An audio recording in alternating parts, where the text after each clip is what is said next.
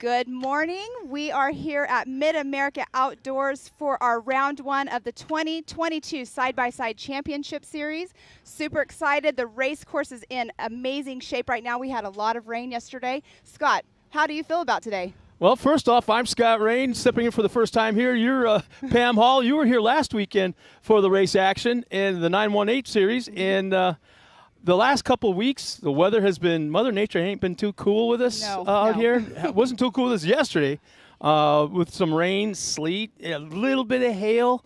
But like you said, the track is in great condition, and it's only going to get better as the day goes on. Very, very true. The racers have been out this morning practicing on race course. Yesterday, there was so much rain that they actually canceled practice because of the conditions on race course. That saved them on track prep for today and everything, but the racers are super excited, super stoked. We had drivers meeting here just a little bit ago. They have a record number of entries. They keep breaking records here at Mid-America. And for this being round one of the Side-by-Side Championship Series, I'm super excited to be a part of this and to be sitting here with you as well. We have lots of talent here. We will have Miss Tiffany Stone out doing drivers interviews as well. So we have a lot of exciting stuff going on for this so season. much, there's so much to talk about. There is so much to that we're going to be announcing as the season goes on. The changes are daily, sometimes even hourly at this facility and with the series. There's so much going on. If you've never been here before, you absolutely, if you're any kind of an off-road race fan of any kind, bouncing, crawling, off short course. Off-road is a all-encompassing term here when it comes to ATVs, UTVs, trucks, buggies, bouncers. It doesn't matter. It's all done here. Every bit of it. Exactly. And then last night we were over at BMR, which is taking place, the big meet run. That was pretty awesome to see. I have never seen that ever in person, but there were so many spectators there. The racers were having a blast. It was just so much fun over there. Yeah. You, unfortunately, were not over there with I was here where it was warm. Well, you guys left me. I was here. I was checking things out. I was doing some homework and all that. So I turn around and look, and it wasn't all I hear are crickets. I don't have a vehicle. Nobody's gone. Everybody's gone. I'm like, and I was here by myself till almost 10 o'clock, and finally you guys come rolling in. Oh, that was the coolest thing, and all. So I'm sure it's all on YouTube, last night's race action. Go to YouTube and check out what all took place yesterday. Definitely. And for some of the fans that are from out of the region but are huge off-road race fans, well, I don't care if it's desert or short course, grab your UTV, your ATV, get your butt down here sometime. You're not going to believe how beautiful the country is, the surroundings, and the variety of off-road that's in, trail riding that's all involved here. Definitely. It was down there where they were doing the big meet run. What was going on? They were actually. It's a river. It was. If they opened the dam, we would have been all like. It was like 30 feet of water would have been there. Yeah, I'm told it's like crazy amounts of water when they open up just 3 channels of the dam, and I think there's 15 or 20 wide. So yes. And when they open up just 3 channels of that dam, it's like millions and millions and millions of gallons of water come pouring out of there a minute. I mean, we had to cross over the creek just to get into where we were watching it ourselves. Oh, there's a lot. You got to do that here. I know. I don't know how many people were there, but there was such a large crowd. I'm being told upwards of 12 to 13,000, even with that weather. I would have guessed probably around that for sure.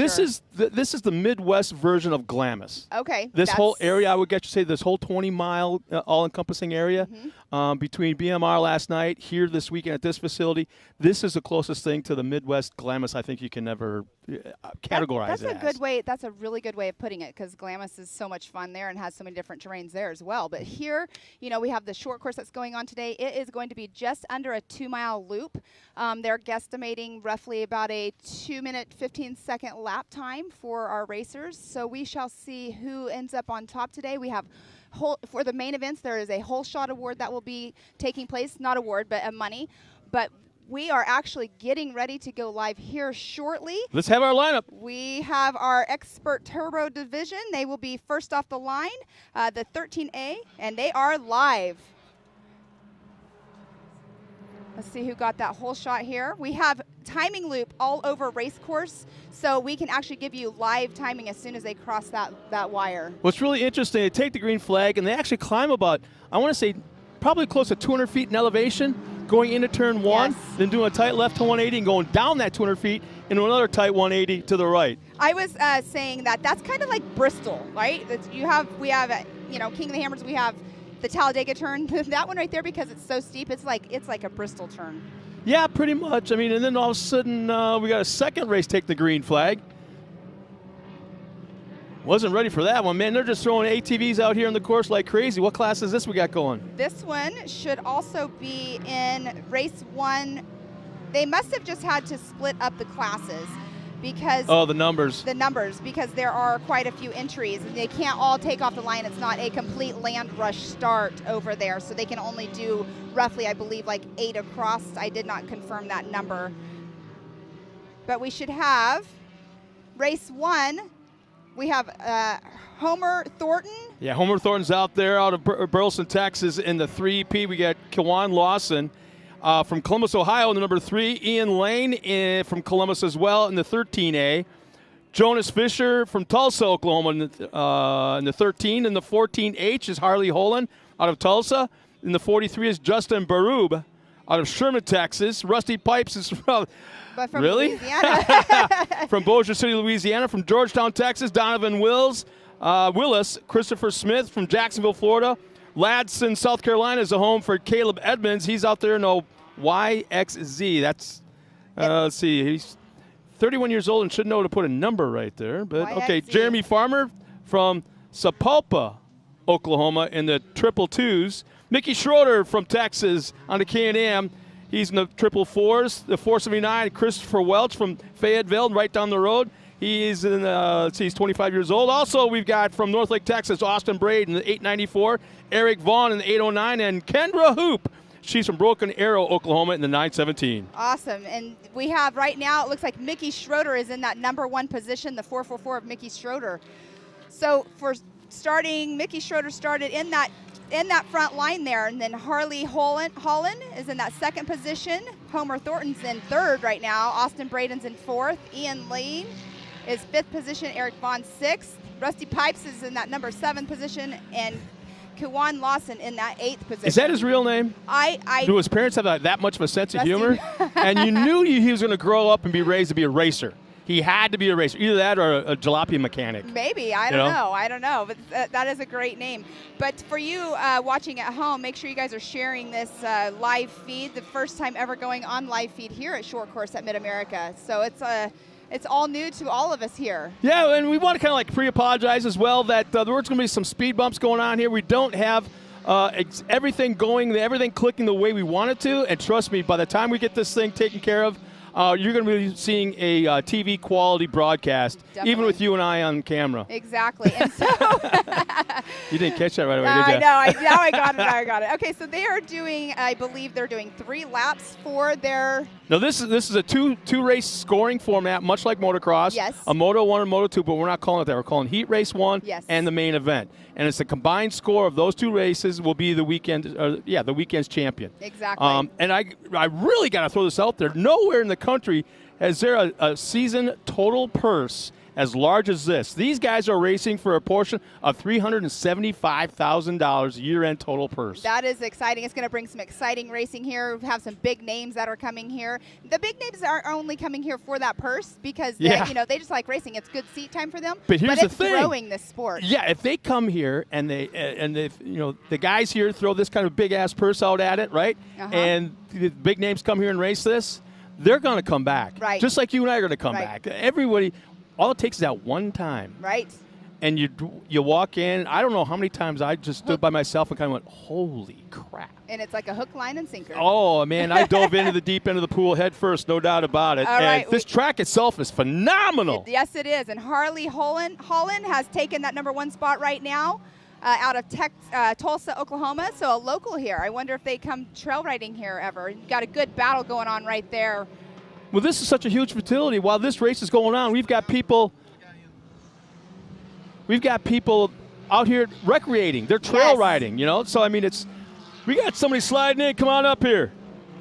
We got Mr. Cody Martin. Come on, Cody. We're going to put you right here in the middle. Nice to meet you. Cody, how are you, man? Yeah. Doing well. I've seen you race. I've called your races before. There you go. Whatever side you want. But Cody, I mean, we were just talking about some of the biggest names in UTV racing coming here to race this place. Have you ever been here before? I have. We were Pro Turbo champions last year. Okay. Yes. What brought you back? The facility, man. Exactly. That's what we were talking about. Yes, the facility's amazing here. It is. I've got a family, and there's just tons of stuff for them to do, so I can convince Mama to come back. Well, the weather isn't quite conducive to it, but Right. while you're racing, you're wrenching, you and the guys, you're all full of mud and washing your rig, your mom and the kids are up there in the lazy river, in the pool, and relaxing and lounging. And Not this weekend. I think Yeah. like I say, outside of the weather, margarita bar. Yeah. They're it's a little cold this weekend, but you never know. There's a ton of kids running around our little camp, and they were in the pool back home last week, so Oh, wow. they might be. Yeah, the kids don't care how cold the water is. They just want to don't. get in it. They don't. So what do you think about this heat race that just happened here? We have Harley Holland that just is in that number 1 position. And Who we got? what do we have? We had Ian 18. Lane, Mhm. driven. He's in third. Who we got? Trey Thornton. Justin. So Harley just took the checkered flag Okay. in that number 1 position. So, and Mickey Schroeder's second, and Austin Braden in that 3rd position right now. Ian Lane 4th. Rusty Pipes 5th. Now, he was asking me, is Rusty Pipes, is that his real name? Do you know Rusty Pipes? I know Rusty Pipes. That's his real name. Yep. Oh, wow. Yep. Well, you see, Well, I never know. Maybe we can because, clean him up a little bit, shine him up. get a little steel wool. And Little WD-40. So they just on screen, they just went over that 80-foot tabletop that was built out there. Tell us about that jump. What do you think about it? It's sick. It's a floater. Somebody who I'm not sure who did the track stuff, but kudos to you, because sometimes when people build these jumps, they build them too small, and you have to like check up before you hit them. And that one, I mean, you got to hit it with speed to clear it all the way, and the fast line is to land on the downside. So it's sick. I mean, you got to hit it fast. Yeah. I was listening to, I think Kyle Chaney went out the other day. A couple drivers went out to give some feedback on the course, and they were saying how fun it was out there. Yeah. The tracks, I guess the easiest way to put it's like a mixture of short course, like fast, yet motocrossy with all the jumps, and there's a rhythm section in the back. Can you compare it to actual tracks that we kind of like relate to? Yeah, like up north stuff. Like I've been to Crandon and ERX. It's not as fast as those. Those I think have a higher average speed, but there are some sections. Like I think GPS last year we were hitting. It was like 87 coming under the finish line. So you still get up to speed fast, but there's a little bit more technical side of it over here with all the jumps and a little bit tighter turns, and it's just a mixture, and I love it. I think it's a blast. Well, how much of this right here, I'm pointing at the purse for the season, how much of that is the reason why you're here? Have you ever seen anything so big for UTVs? Is that not crazy? $375,000. That's amazing. I've never seen a purse like that in any short course racing. Yeah. I wish I could take $375,000. So does Mama. Yeah. No, last year the pro classes, I think they gave away $25,000. I won the Pro Turbo, and then Kane and Baker won the NA class, and Visions last year they gave away a ton of money. I think it was like $200 and something thousand just at that one event in one weekend. We were here for 7 days, and they had all kind of stuff going on, rock bouncing and monster trucks and bull riding and The guy got shot out of yeah, I was gonna say at the shop some guy.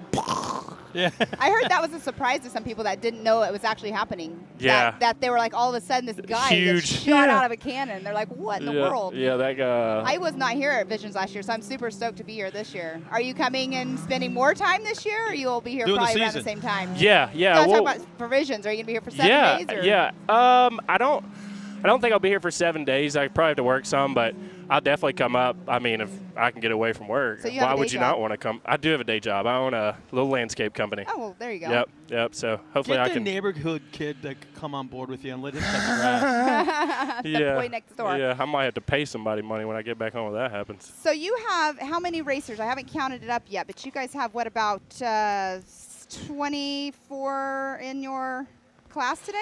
I think. Let's Yeah, see. 24, Yeah, 25. I know the first heat.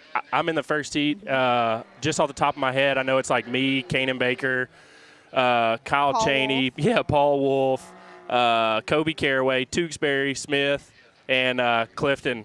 It's like that first heat. There's like what 5 people that could probably win. So right. it's It's going to be stacked. That'll be exciting to watch. I'm super excited about that. Are you guys staying for the after with the music tonight and everything? Yeah, we got the pit bike races. We can't miss that's that. Right. Yes. Tonight.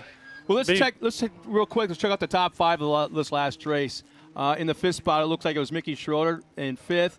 Let's see, is that I can't see. Ian Lane, and then was in 4th. Rusty Pipes in 3rd. On Austin Braden 2nd, and Harley Holland actually took that number 1 spot. So there was a lot of change up as we're sitting here watching the live timing, which you can watch from home, which is super cool because, like I said, they don't have just one timing loop at the finish line. They have another on the other part of the track. So if you come in, Cody, later on, and you're out front, and then all of a sudden you get passed, people will know at home watching that. Oh wait, what's going on? There must be a battle because they're going back and forth, and it's a live timing. I like how you can see the changes. It's cool because you can see the gap differences. I mean, that's as a racer, that's something we look at. So, like if I was watching live timing, I'd say, okay, that lap 1 he was 5 seconds, lap 2 he's 3 seconds, so I know he's catching them. Yeah. So you have people in your ear saying, hey, you better pick it up because your spotter in your ear telling you what you need to do, like pick it up, or do you have more than one?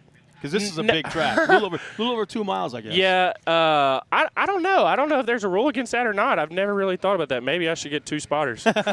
No, we've got one, and he's really there just to like be the eyes behind you if you need it. He doesn't really tell you how to drive. He just says, hey, if you get out, get a good lead, he might say 5 car lengths, 10 car lengths, 5 bus lengths, or if somebody's pulling away from you and they're doing something better in a section, he could watch them and say, hey, try the inside. The guy in front of you hit it, and it worked. So, well, before we let you go, let's have the lineup for the next race. We got they're going to kick it off race 2 on number 2 pretty darn quick. Race 2, we have race number 2 will be Jones. This only has their first initial. I don't know everybody's first name. I'm not sure. I know Jared at 69 in the Can-Am. Jason Jones, Lee Knowles. I'm not sure how to pronounce. Vogels. Yep. One of those. I'm sorry. I'm going to apologize now. I will slay your name until I get the correction of the punctuation of how to say it. So I apologize. Gorsh. These are all Jeff new names Gorsh? to me. Just go ahead and read off of this list right here. Gorsh, and then Cooper Stewart. We have, where's Thomas here? Katie Thomas. Here, I'll start all over. We have Aaron Holden, Morgan Vanover, Zach Vector, Noah Vogelsong, Sean Murphy, Lee Knowles, Jason Jones, Kyle Arkenau, Grant Stevens, Katie Thomas, Stephen Meckel. Sorry, guys. Cooper Stewart, Jeff Gorsuch, Jacob Mangus, and Justin Moore. So that is who we will have. That's the lineup in no particular entries. order.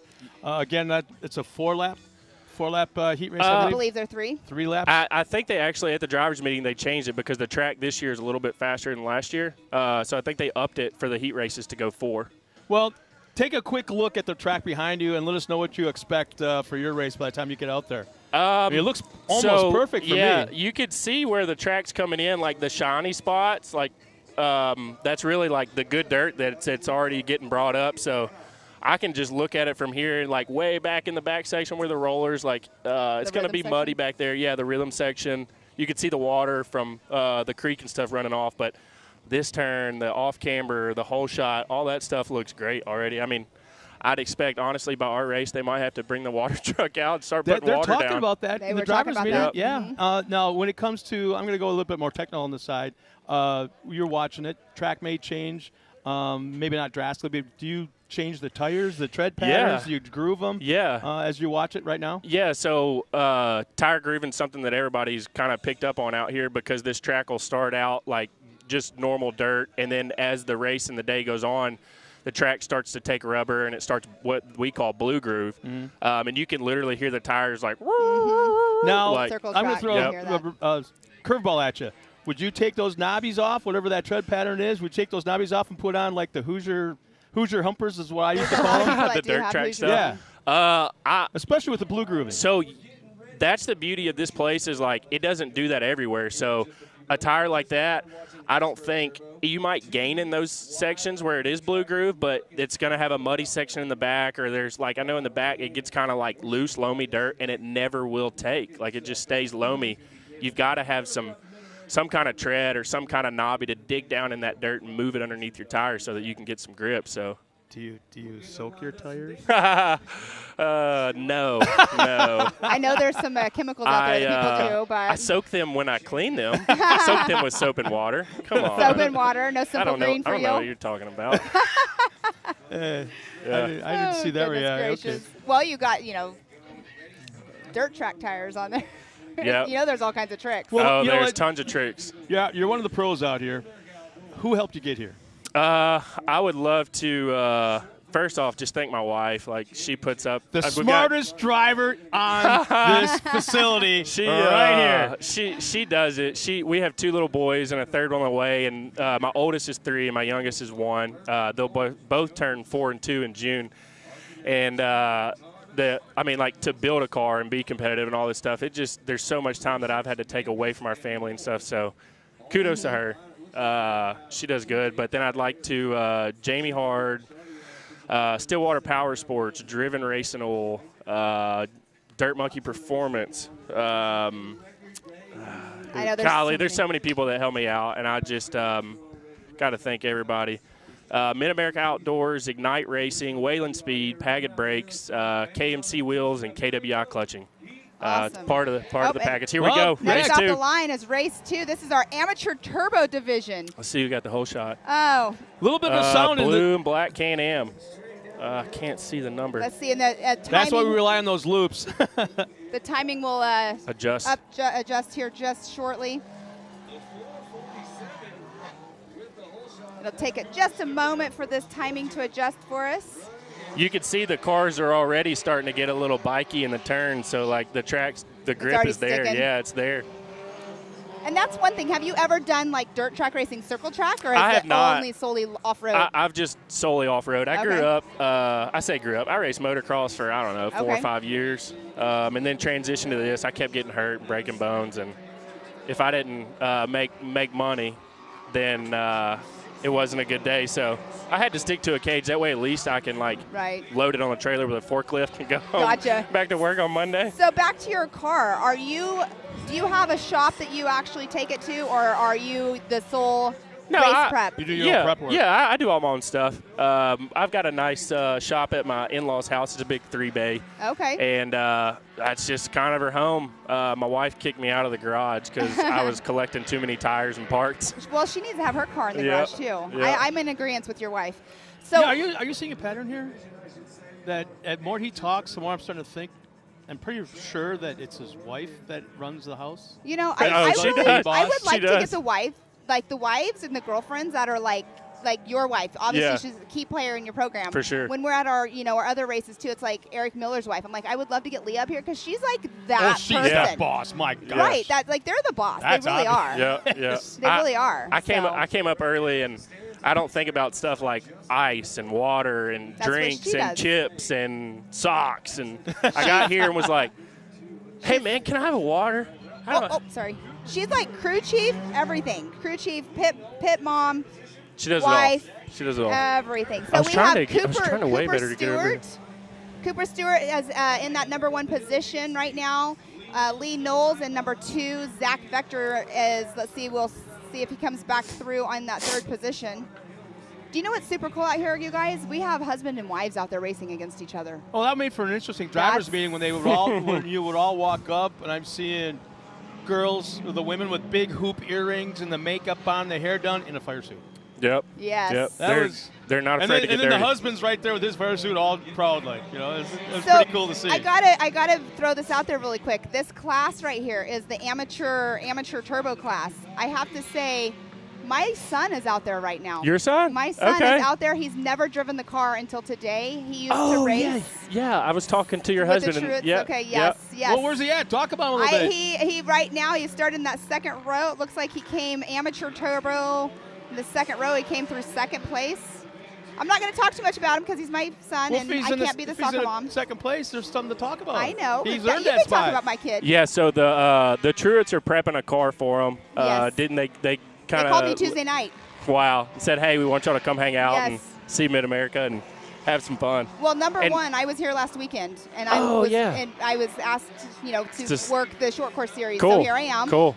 And he used to race short course with Lucas Oil. Oh, so y'all are similar, like familiar, and yes, yeah, yes. very and he cool. raced an RS1 is what he used to race. We currently sold that. We should not have done that. Yeah. Well, looks like one of the cars has come to a stop about halfway down the course on the comeback lane. Oh, it's a white one. There's my wife and cousin and boy over there. We'll have to. I think we should do like a reality show of like wives. Hey, call it on track Amazon moms. right now. She's on Amazon right now. I can tell the way she's flinging. So we have Morgan Vanover in that #1 position in the amateur turbo. Cooper Stewart in that 2nd position. Noah Vogelsong 3rd. Lee Knowles 4th. Katie Thomas 5th. And Zach Vector in that 6th position. So there's 2 divisions out there right now. In the 2nd division of the amateur turbo, we have Grant Steven, Arknow, Justin Moore, Hank Hall, Stephen Mokerl, Sean Murphy, Aaron Holden, and Jacob Mangus. That's who we have right now out on course in our top 8. Looks like your boy has fallen back 1 spot. He has. He was running a 3rd. Go kid. You know, he's never been in the car before. That's the car that last weekend that Mitch Truitt raced in the 918 Grand Prix. Yep. I just love seeing the diversity of the location where everybody is from. They're basically from all over the country. We got Georgia, Louisiana, Oklahoma, Florida, Arkansas, Indiana, Texas, North Carolina, Missouri. I mean, it's everywhere. All over the place. Yeah, that's really cool. I think we had some guys here from Arizona or California also. Well, the Van Beekums are here. Yeah. Oh, really? I talked They're to from him Arizona. earlier. See what we have going on. It looks like there's some action out on course here. Just as long as that red line doesn't go across a certain young man called Hank. So, and they also are still going to get that white car that you said was stopped on course.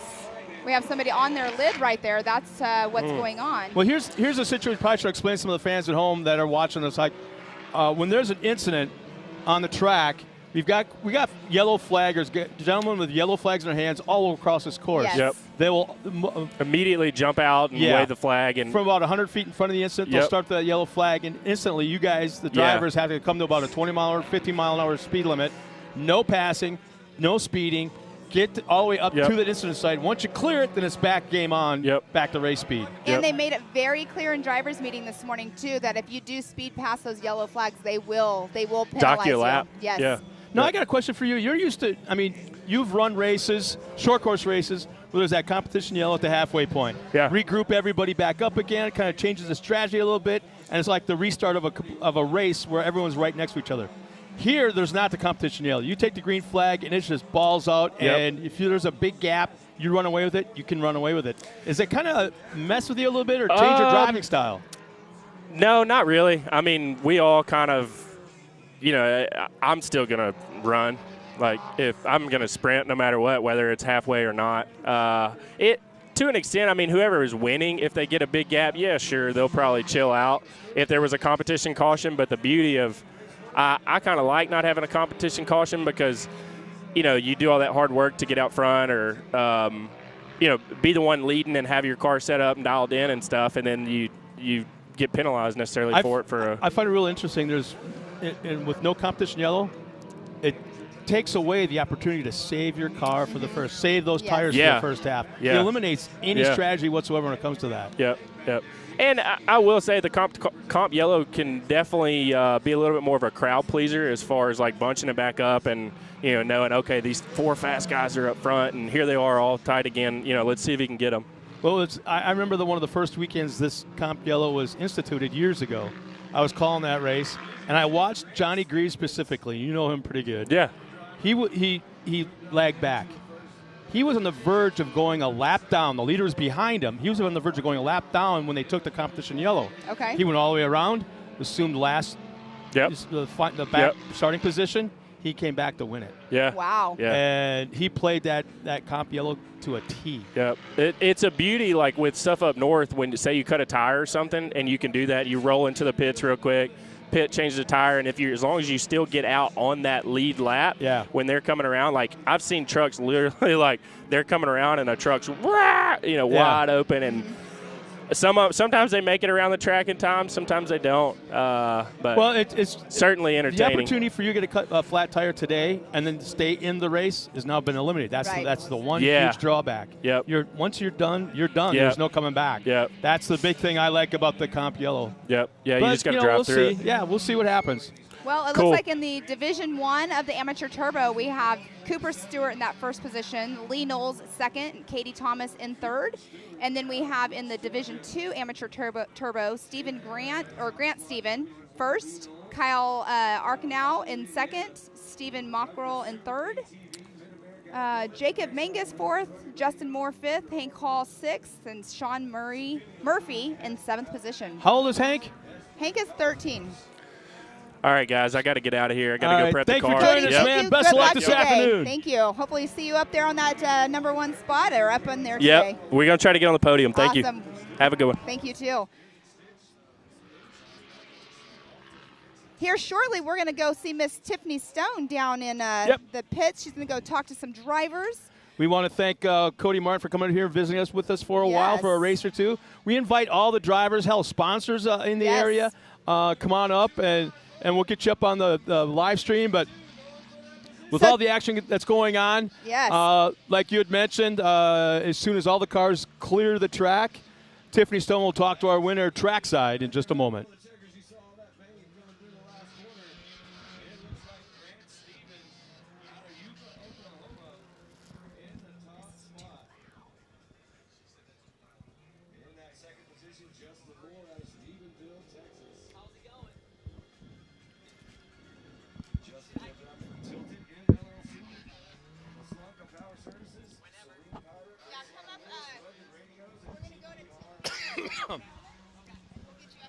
Yeah, actually, he can sit up here now because we're off camera. Oh, yeah.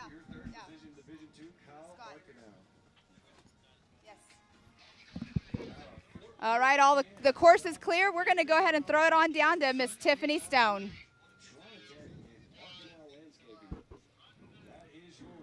Fastest time over here. How are you feeling? How's the track working out right now for you? Pretty good. This is the first time in a short course car, so I'm used to woods racing, and with these bigger tires, I'm used to how they work, and the mud is kind of my thing. It obviously worked out in my favor today. And talking about mud being kind of your thing, how difficult is it to drive a short course with mud, especially when you come from the woods? Coming from the woods, it's actually a lot easier. I'm used to deep holes, deep mud, dodging trees, but instead of dodging trees out here, I'm dodging people. Awesome. Well, I like it, Cooper. I'm going to let you get back to where you got to go, and good luck in the main. Thank you.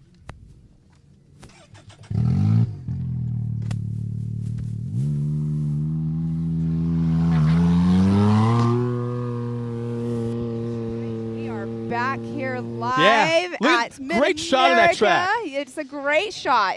This track's pretty awesome. I can't wait for midsummer when the grass is green, the leaves are in the trees. It gets give it a whole different perspective. I mean, that is going to be a gorgeous shot right there. Plus, we've got sponsors coming in on a weekly basis, checking this place out, wanting to come on board. And it's amazing because I've talked to both Jason and Brad consistently, the two guys behind the scenes at this racetrack the last few days. And they're like, a year and a half ago, people didn't know who we were. Hell, last year we were talking to people, potential sponsors and all this kind of stuff. They never heard of us.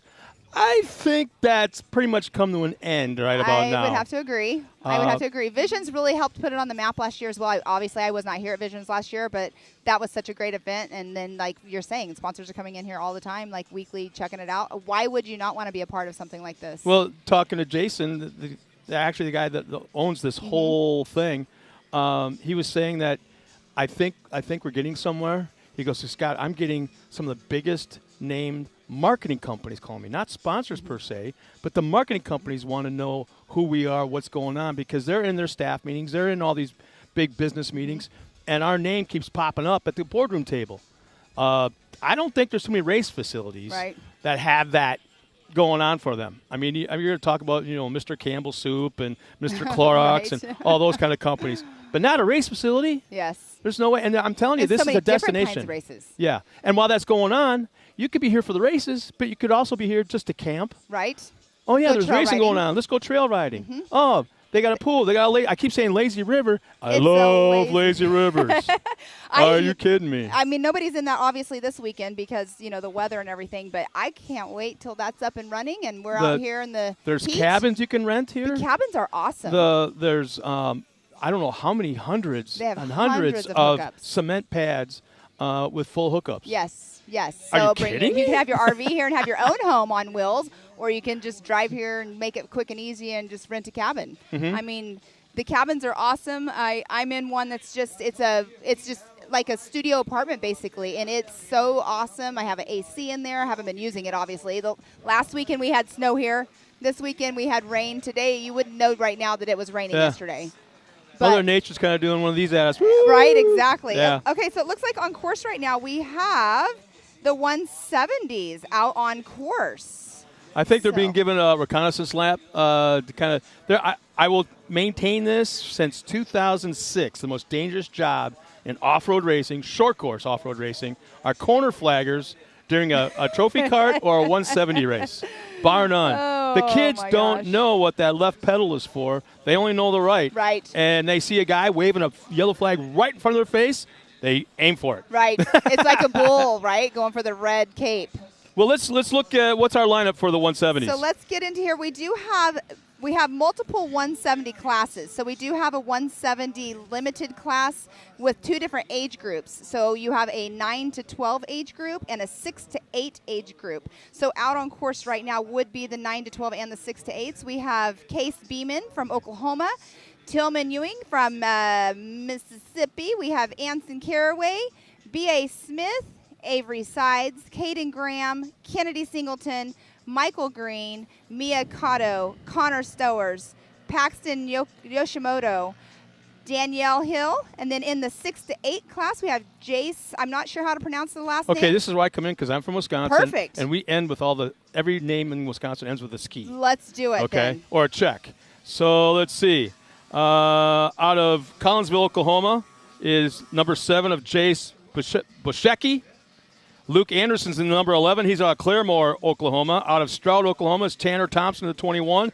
The 47Y is Maggie Flores out of Houston. Whitney, Texas is the home for the 63 of Code St. Peter. In the 86 from Georgetown, Texas is Harper Willis. Blaine Singleton from Coweta, Oklahoma in the 98. And we got Bear Medlin. I like that name. Bear Medlin. That is cool. Bear. He better be like a big kid because that's how, But Bear Medlin's out of Grove, Oklahoma, from right down the road, basically in the 113. And in the 135, Bentley Fagan from Skiatook, Oklahoma. And in the 16-year-old, the 68-year-old in the 170s is Camden Ledbetter out of, okay, now when it comes to naming names is one thing, but towns.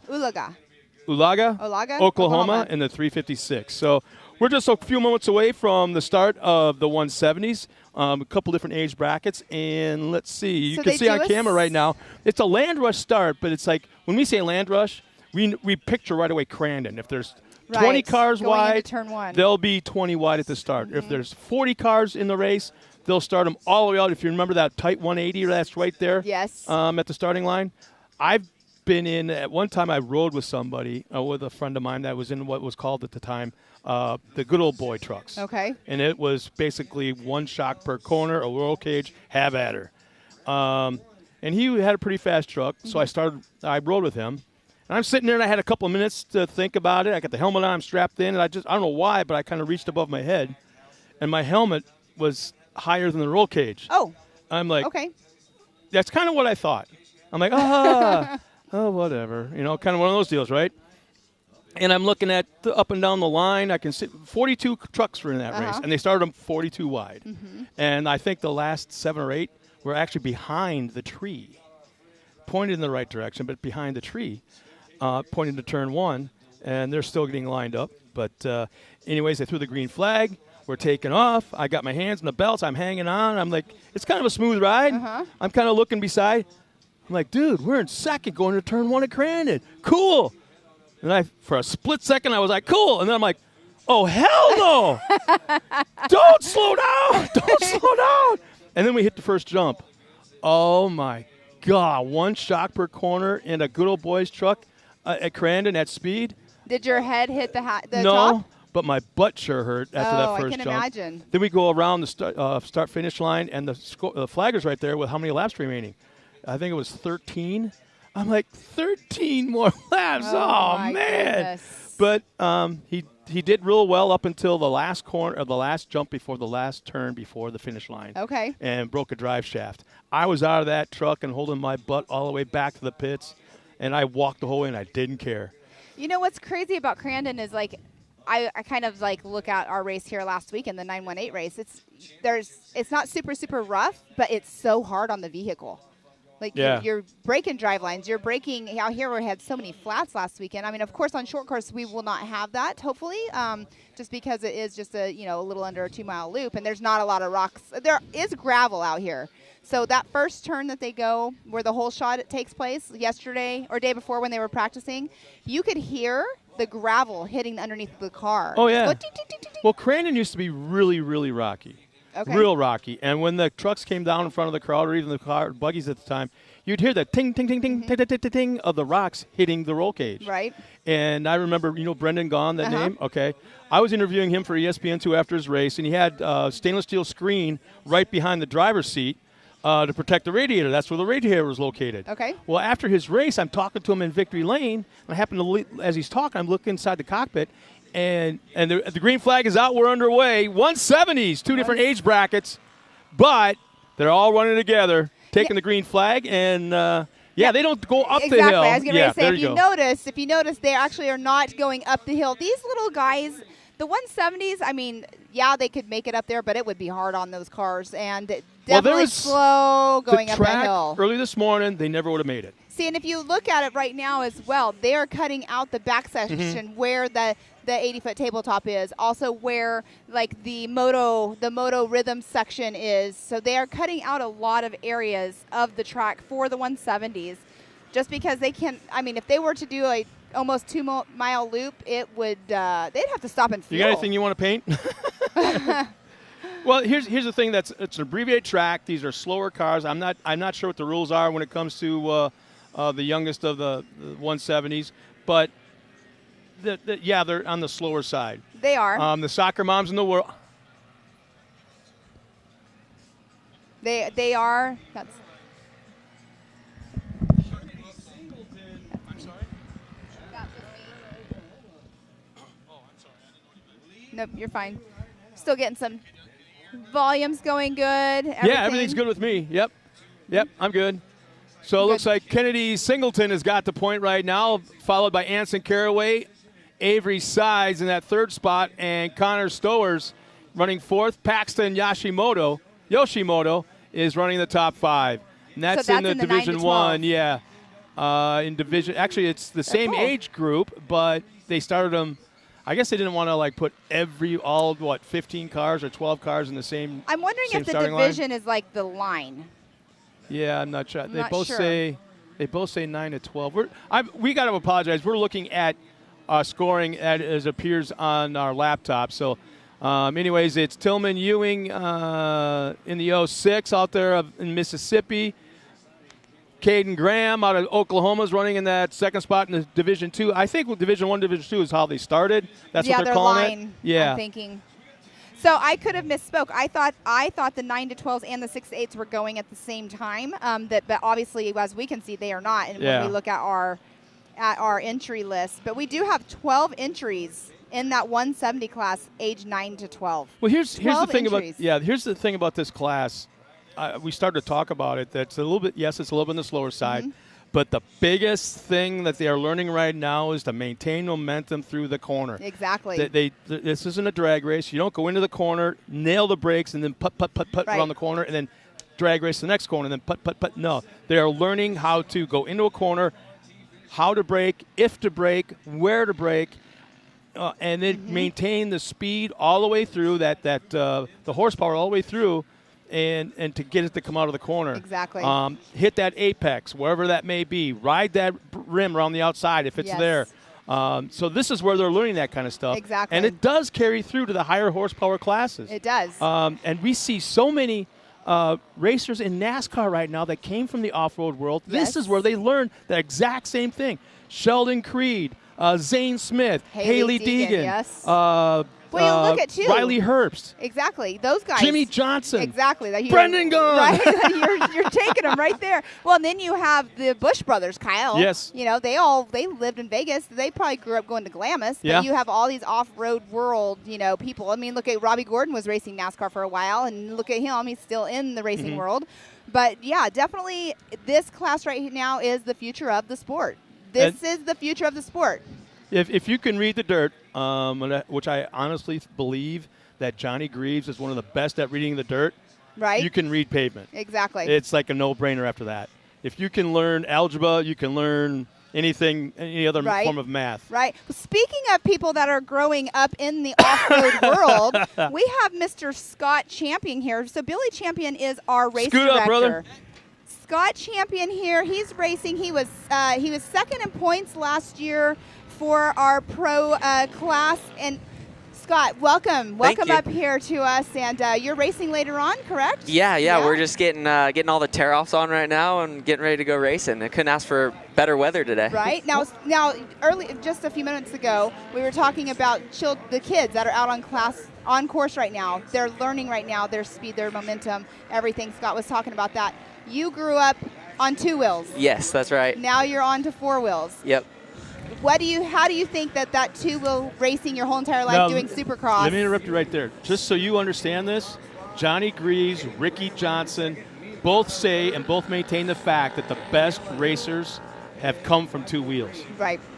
Motocross guys are the best. Jeremy McGrath says that. Yeah. The best racers come from motocross. Yep. So you got a pretty good following. Yep. And no pressure, man. Yeah. No pressure. No, it's a lot of the stuff transfers over. Setting up the car and traction and all that stuff kind of transfers from 2 wheels because we're always fighting that. But last year was my first season and we ended up tying for first place. So hopefully we can win that this year. Right. Now you tied for first place with points. But the only reason why you ended up second was because you didn't have as many wins. Yep. So Cody Martin had a couple more wins than me, so he ended up getting it. But we had some good battles, and I'm sure we'll be doing that again today.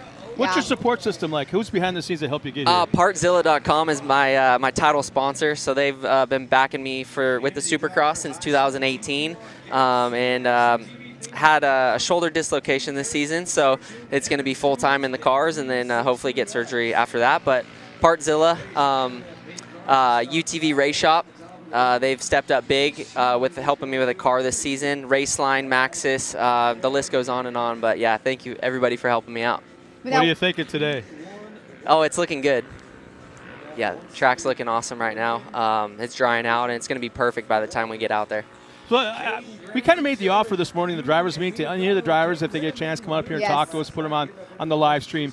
But I can't help but think we kind of gave them an under-the-door kind of way to cheat a little bit. Nobody gets to see the track better than us up here, and that's why he's here. Yeah, he can look at the track. Oh, yeah. It's a true story. You can see everything from up here. That is true. So we have a few cars that are finishing. So it looks like right now in our top spots, we have Kennedy Singleton that came in first place, Avery Sides second, Connor Stowers in third. And then we have Anson Caraway fourth, Paxton Yoshimoto fifth, B.A. Smith in that sixth position. That is in the Division 1 of 9 to 12. And then we have the Division 2, Caden Graham, Tillman Ewing, Mia Cotto, Danielle Hill, and Michael Green. And right now it sounds like we have Miss Tiffany Stone. So stick around here if you want to, Scott. Cool. And Miss Tiffany Stone, who do you have for us down there?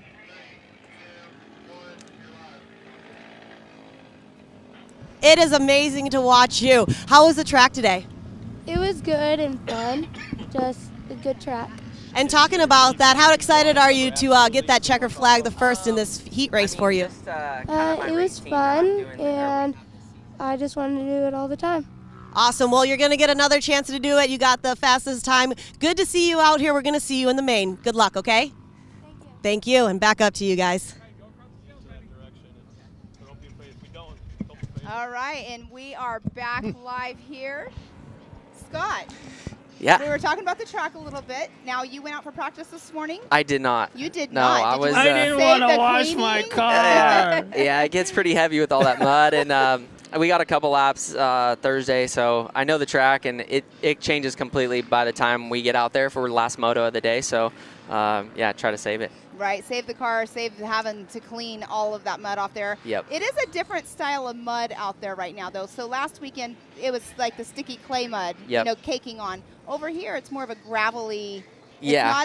It's muddy, but it's not like that like a thick sandy. clay. Yep. Yeah, the dirt out here is it's really good. It handles the rain really well, and it gets pushed off, but you got to stay out of the muddy stuff. That slows you down quite a bit coming in and So out. while you're up here playing Mr. TV Hollywood, who's back in the pits taking care of your ride? ARD has stepped up big this year, so that's who we're racing for. And man, they've been nonstop the last couple months getting the cars ready, and we got a big group over there. So you'll have to make sure to keep an eye out for ARD Autosports. Okay, we will do for sure. So what is your strategy going in today? Get a good start. That's obviously the main thing, to get out clean and not have to pull too many tear-offs right off the bat. But and then just keep it on 4 wheels. You can't win the series today, but you can definitely lose it if you DNF or have a couple bad races. Do you have a favorite obstacle out there on the track? Yeah, or they built this 80-foot tabletop out there. So you're like the second guy already that's already said that, and you're the second guy up here. So I think it might be unanimous. Yeah, that's a really cool change this year, and it'll be interesting. It's a big jump, and you got to really put it to the floor to get over that thing. Yeah, we were told that you can baby it, but that's not the fast way around. Luckily, they can keep it to the floor, clear it, and that's the fast way to do it. Yeah. If you can keep it to the floor and get those all 4 wheels over that, it makes the next drive a lot better. But if you land on top, it kind of bucks you, and then you kind of got to regroup. Jars your whole body, too. Yeah. Are you going to be here for the whole season? Yep, I'll be here every race. You're chasing that $375,000? Yeah. That's what we're doing. So, I had a shoulder dislocation, and no more motorcycles this season for me, unfortunately. But, we'll be racing 4 wheels every. You talk about your shoulder. What's it like when you have to you can't run motocross because of the dangers of possibly getting bucked off again there. Right. But when you go that last time, that's got to suck. Yeah, it actually holds it in place a lot better than I thought it was going to. So last year I did the pit bike races, and oh my gosh! And it dislocated. Throwing the fuel to the fire. It actually dislocated 2 weekends on the Friday night before the race. So I was in the hospital Friday night, and I would have to come out here at 7 in the morning and strap into that car after they just put me to sleep and got it back into socket, because it's been a nightmare trying to get that shoulder back into place. Can you pop it back into place yourself? I can't. I've tried everything, and everyone's like, relax, just breathe. I'm like, I'm so relaxed right now, it just won't go in. So my cousin Tyler actually is the only one who has been able to get it in, and we drove out to California for Anaheim 1 Supercross, and it popped out first practice I did out there, and I called him, and he met me in the parking lot and popped it back in, and everyone's like, gosh. I'm in my full motorcycle gear, so it was kind of crazy. That sounds very painful. It was very painful, yep. I don't know if I would want that to happen. Yeah. Oh, well, cool. It looks like you're going to have to get back to your car. We're getting ready to start our 176 to 8-year-old class. Cool. So when you have little ones one of these days, you'll probably end up doing this kind of stuff, right? Yes. Oh, definitely. 2 wheels more than likely, though. For sure. But good luck today, and thank you for coming up and talking to us. Thanks for talking to us. Thank you guys for having me. I appreciate it. Perfect. All good right. luck. Cool. Thanks. Thank you. All right, so this is going to be the 176 to 8-year-olds. As we were speaking with Scott, I did see them parading around with, the parents were going on motorcycles. They want to do a sight lap with the younger kids just because they want to just make sure they know exactly where they're going on course. So here's our lineup in the 9 to 12. I'm sorry, 6 to 8, like she said. Is number 7, Jace Pushecki out of Collinsville, Oklahoma. Luke Anderson out of Claremont, Oklahoma. Then in the 21, starting that 3rd spot, is Tanner Thompson from Stroud. 47Y, Maggie Flores out of Houston. Starting right behind her will be the Cody St. Peter from Whitney, Texas. Harper Willis from Georgetown, Texas in 86. The 98 of Blaine Singleton from Coweta, Oklahoma. Bear Medlin is out there again from Grove, Oklahoma, 113. And the 135, Bentley Fagan we have a from rollover in the corner. You know something? Sorry. Mom, Sorry. Soccer mom. It was on screen. Soccer mom. Breathe.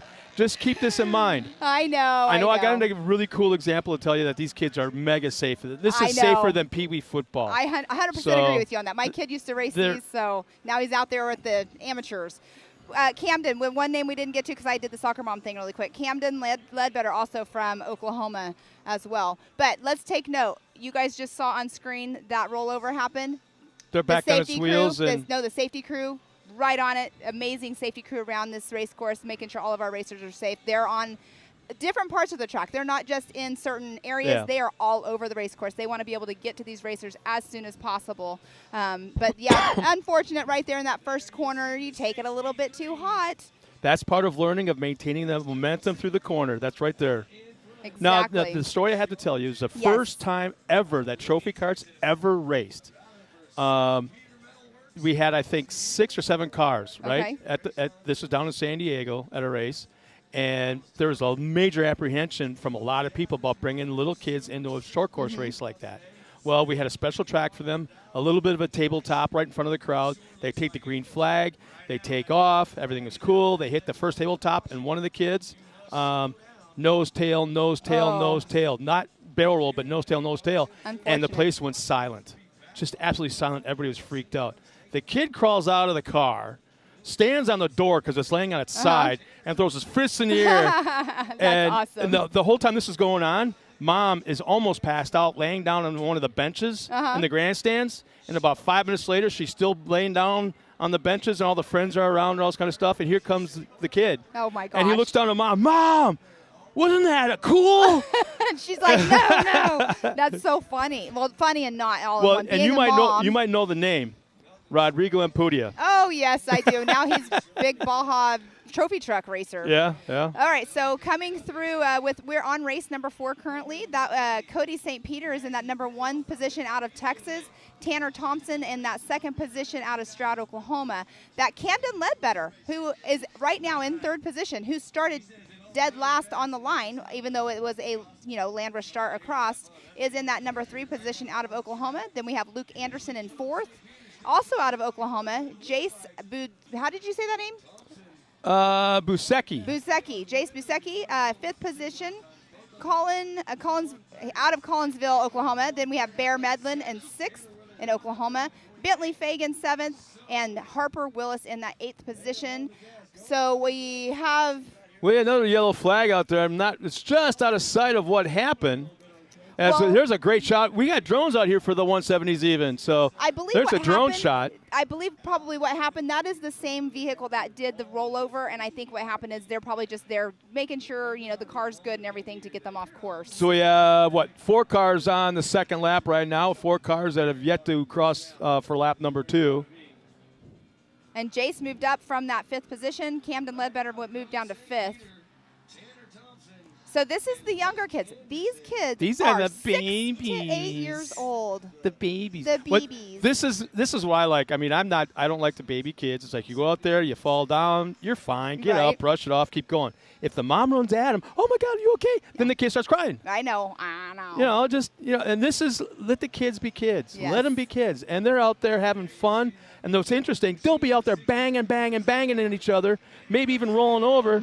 After the race is done, they're the same kids out there playing Frisbee or flashlight tag tonight around the pit area. Yep, or riding their bikes around. Exactly. And that's what I love about this facility. It provides that opportunity for that kind of a family environment. Well, the only thing I just said that, too, about the kids riding their bikes around, they're actually not supposed to be riding around unless they have an adult with them here. That's a rule of the park, which is really good.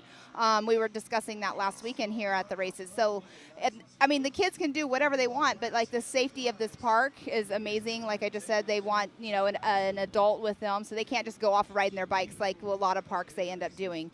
But it looks like Cody St. Peter just came through in that number 1 position out of Texas. Number 2 position, Tanner Thompson out of Stroud, Oklahoma. And that's the only 2. Now, Luke Anderson. Not a bad little battle for that top spot. Right. Now, again, this is heat racing. 1.5 seconds.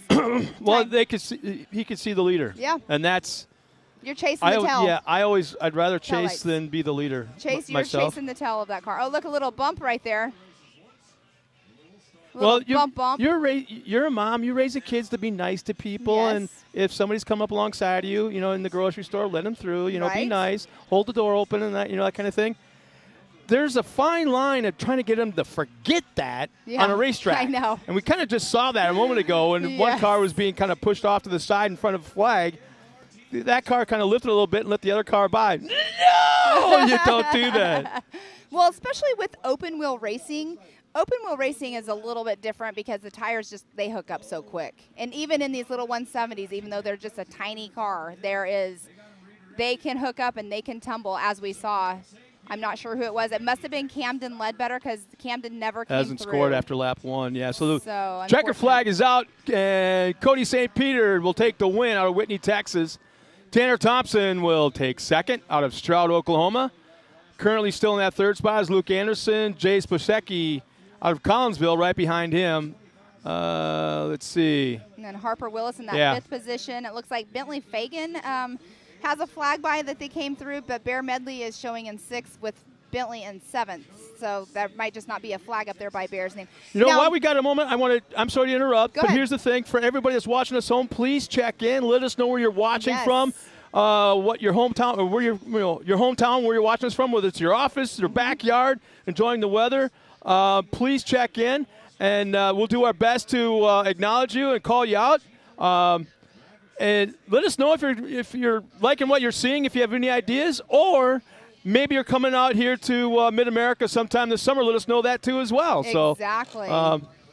And so we'll try to keep up on the comments that are coming through. And like he just said, let us know where you're from. It's super cool to see people that do that. I'd like to know where you're watching from. And you and I work King of the Hammers, and I do that often with some of the races that I'm calling, and I'm watching. And it's so cool when all of a sudden a couple check in from the UK or Sweden or Australia, Mexico, and obviously all the other states across the country. So please check in. Let us know where you're watching us from. All right. Looks like we've had quite a few people comment already. So let's go on here and see what we have.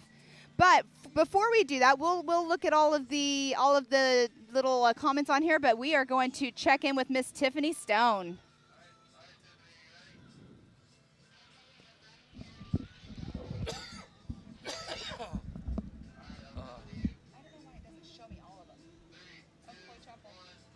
All right, Tanner. Tanner, that was a great job out there. How's the track looking for you? Good. It was pretty muddy. It was good and muddy. It looks like your tear-off's got some mud as well. Well, I know you've got another race coming up. You're looking forward to it, aren't you?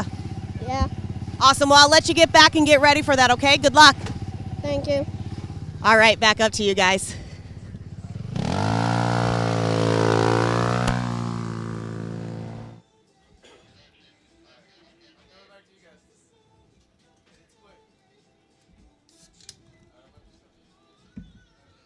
All right, we are back. Thanks, Miss Tiffany Stone, for giving us some information down there on these drivers and interviewing them. But right now, what we are going to do, we are going to cut to the BMR that is going on down in Disney. So Be ready.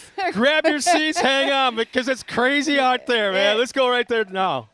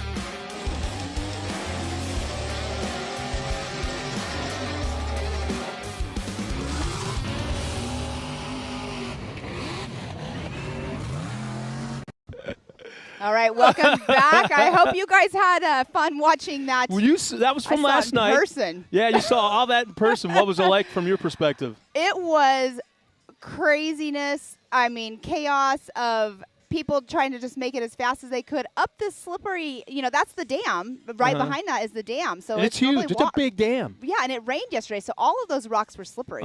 And so what they would do is it was like a drag race to see who could pop up on this ledge, and it was like slated rock, right? And then so they had to get up to the top, and then they went right, and then they made like a horseshoe down to the finish line. So it was whoever made it to the finish line first. This is why I love you. You talk about the racing side of things. I want to know about the social side of things. The social side of things was, you had people, I did pay attention to that. So you had people that were, they had campfires going. People had their music going. Because some of these, like over here to the right, you guys can't see it on screen right now, but there is a Polaris RZR sitting over here with mud tires on it. I mean, I don't know how big that is. Skinny tractor tires. That thing's taller than my truck. That's all I know. But they put so much money into their stereo systems. So you had all kinds of side-by-sides with their, stereos blasting. People were having a good time. And it was freezing cold out there. So the people were having fun. You had kids up on the back of, the trucks. They were dancing to the music because it's entertainment. So much entertainment out there between the music, the BMR, competition, and then all the people. It was kind of like a mini Burning Man. Burning Man, Glamis, Mini. Woodstock. It was all of the above. Yeah. And here's the thing. What they call it still confuses me. Why, when they call it what the heck? The big meat run. The big meat run. I'm thinking it was a bunch of people out there having fun, just a big social event, campers, like you say, trail riders, this little kind of race. They had live music out there last night, beautiful stage area, everything going on. But somewhere during the night, they're going to have a big old raffle, right? And start buy tickets for a raffle, and you would win like a side of beef or 50 pounds of burger or right. That's what I thought it was about. Do you know what else happened last night? I didn't tell you about this. Oh, so no. entries. What'd you do? I didn't do anything. I am a good person. So last night they were announcing if 10 people out in the crowd would come enter their vehicles, they gave them $100 for entering in racing. So you had a bone stock RZR. This guy had on a bicycle helmet because that's what you only really have to wear a bicycle helmet on his head, and he won I don't know how many rounds. Really? It was amazing to see him out there in his bone stock RZR doing the big meat run up this. I mean, he had it down too. He stayed back a little bit because the people that he would go against are people that do it all the time. And then they would go up the straight face. But if you kept to the left was an easier up. Yeah. So he had his strategy down, and I think he'd been practicing it all day, planning on it already. And the whole time that he's doing it, his players are going, yeah. And his wife is in the truck probably like on Amazon. What do I have to buy now? Where do we get the race cages now? No, it was a lot of fun. Like I said, a lot of entertainment. Like it's been going on. I don't know for how many years the big meat run has been going on, but it's been around for a while, and it's going on right now. It's in fact, free. You don't have to pay to go enter. There's camping there. There's camping there. I saw people in tents on the side, like as we're driving out on the side of the road in the woods, and it was funny because I went over there with Tiffany Stone, and as we were pulling up to park, you're looking into the woods, and it's like a swamp, right? You got these big, huge water puddles. These two guys, we thought they were stuck trying to come out on their quads. No, they turned around and went back through the puddles doing it again because they were just doing it again. Because it was cool the first time. It was so funny to watch all this. I'm not used to all that, so I was taking it all in. It was so much fun. I'm sorry that you did not actually go, but it was freezing cold. But it definitely was good. But let's check in with some people from social media. We had John Arnold. He was like, Cody Martin's a fast man. Of course. Brian Gordon. So Brian Gordon made the track. Is what Carol Cooper is telling us. Hey, let us know what location, where you're from, what state, what town. All right. Yeah, in fact, there was a question there about the bouncers in the big park, at the other park. Yes, they'll be out there. Yes, they will. They're doing a lot of filming out there today. We have. I don't think it's live streamed. I could be wrong, but I don't think so. But I know they're recording it. Yeah. So it'll probably be part of videos that we'll be getting for right here. All right, so right now on track, we have our 170 stock class. So we have Westland Coates out of Oklahoma, Rossi Thomas out of Arkansas, Ryder Thomas out of Arkansas, and they're 6 and 8 are their ages, so that must be brother-sister. So we have Caroline Ewing out of Mississippi, Carson Summerfield out of Kansas, Oklahoma, Caden Vanover out of Oklahoma, Heston Hess out of Texas, Paxton Shamblin out of Texas. We have a lot of Texas and Oklahoma. Of course, we're mid-America here. Easton Helms out of Texas. Bear Medlin is now in the 170 class again. Hattie Cowan, Blaze Medlin, Carson Hill, Atlee Yoshimoto, and Danielle Hill. I like this. We got on our lineups, we have their hometown, their car number, their names, a couple of their sponsors off to the side, and their ages. I'm not So it looks like, Westland Coates is 7, Rossi Thomas is 6, Ryder Thomas is 8, and Caroline Claire Ewing is 45. But I'm wondering if that's Tillman's mom. Oh, I don't know. Maybe. Because Tillman Ewing was in the last class. So this is where I should have been. Yeah, a little bit lower down. Easton Helms out of Schulenburg, Texas. He's 6. They got Bear Medlin down as 19. Yeah, Bear was in the last class, though, I think he's been out there twice. twice already. Yes, I believe. Oh, here we go. How about this? We got John Arnold checking in, cheering on Cameron and Cody Martin.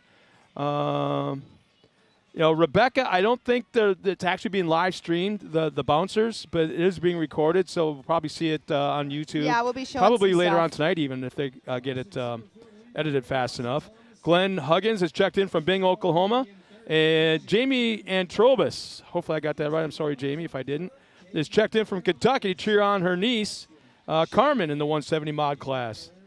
See, that's what's cool that's what I love about social media. The family can't be here, extended family. So they're all watching. Exactly. So we have Michael Green is saying little dudes are flying, and then responds again, and dudettes, of course, because we do have the little men and the little women out there. See, Amanda Hughes checked in, watching from Mike Keller Williams' office in Missouri. Her fiance and his son are racing. They've raced at MAO several seasons. She loves how the sport has grown. Very thankful for the live stream. We have Coy Chapel. So in other words, what she's telling me, she's earning the money while the boys go out and play and spend it. Right. Amanda, you got to work on this whole system you got going on here. And then we have Coy Chapel. Coy Chapel actually raced here last weekend at the 918 Grand Prix, and he's from Tennessee, so he's checking in. Wichita, Kansas, Chad Cantrell cheering on Grant and Derek. And we got somebody right here, Amy Jo Griffith Cox. You need another name. Just one more, Nate. Just one more. Right. Glad to have live coverage to watch and listen to while she's working to download pictures. Oh, there we go. They estimate that there's going to be upwards of, 7,000 pictures being taken in one day? Roughly, yes. And if you as a racer can come up to their booth and buy them right there on the spot, yeah. So let's really quick on course right now. We have Carson Summerfield in that number 1 position. Rossi Thomas in 2nd position. Heston Hess is in that number 3 position right now. So we have Caroline Ewing. She actually went down a spot, and Bear Medlin has picked up a spot. So right now we have 5 cars on that second lap. So here's a cool one. Nick Larson has checked in. Nick is cheering on Ben Heiding from Gladstone, Michigan. Nice. Let's go, Ben. Gladstone is a suburb of Escanaba, which is a suburb of Bark River. Oh, okay. See, I did not know. We used to go as kids, when we were kids, we used to go camping and on vacations up to northern Michigan, and me and my brother called Gladstone. Okay. Happy Rock. Okay, so I just had Gerald Dumford. She said Carolina Claire is Tillman's sister. So Tillman was in the 9 to 12 class earlier. So thank you very much for clarifying that. That's another thing, too. Everybody that is at home watching and listening to our live stream, it is awesome for you guys to chime in and let us know this little bit of tidbit information that we do not know. So we have Ashlyn Smith watching up from the hill above the track. Thanks.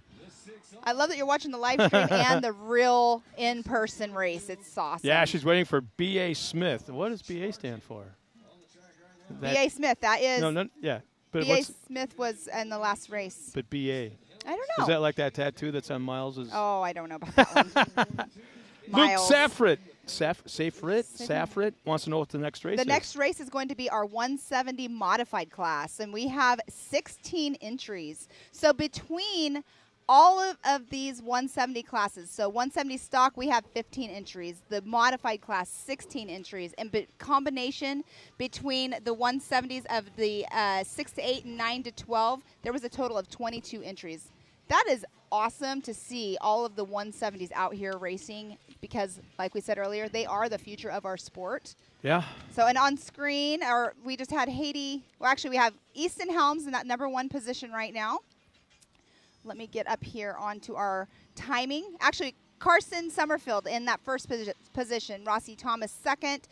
Heston Hess in that 3rd position. Carolina Claire Ewing 4th. Medlin Bear 5th. And Blaze Medlin 6th. Still a pretty decent race for 1st and 2nd right now. Just a tick over a second gap back to from 1st to 2nd. And they're doing, they're on lap 3. So they're doing a 3-lap heat race. This is where my heart starts going. This is when we have grandparents checking in. That is such a cool thing. Charlie and Shirley Smith watching from Arkansas, cheering on B.A. Smith. Also Deborah. Oh, you're gonna. So Shirley Smith, what does B.A. stand for? Can you chime in and let us know what that abbreviation is for? Let's see, Deborah Constantino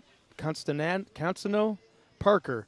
Good luck from Gamma to Ben Hiding from Gladstone, Michigan. Go Ben. Aww. And you can hear in the background the parents cheering on their kids out there on course. It's such an adrenaline to watch your kid I see a twinkle in your eye. Oh, yeah. You have no idea what they're talking about to you. So Rossi Thomas just took the number 1 position. Carson Summerfield in 2nd position with just a little over a 2-second difference between that number 1 and number 2 yeah, position. Rossi is I'm not sure if it's Thomas Rossi or Rossi Thomas. It's hard Rossi to tell. Thomas, yes. Yeah, he's actually pulled away in this last lap.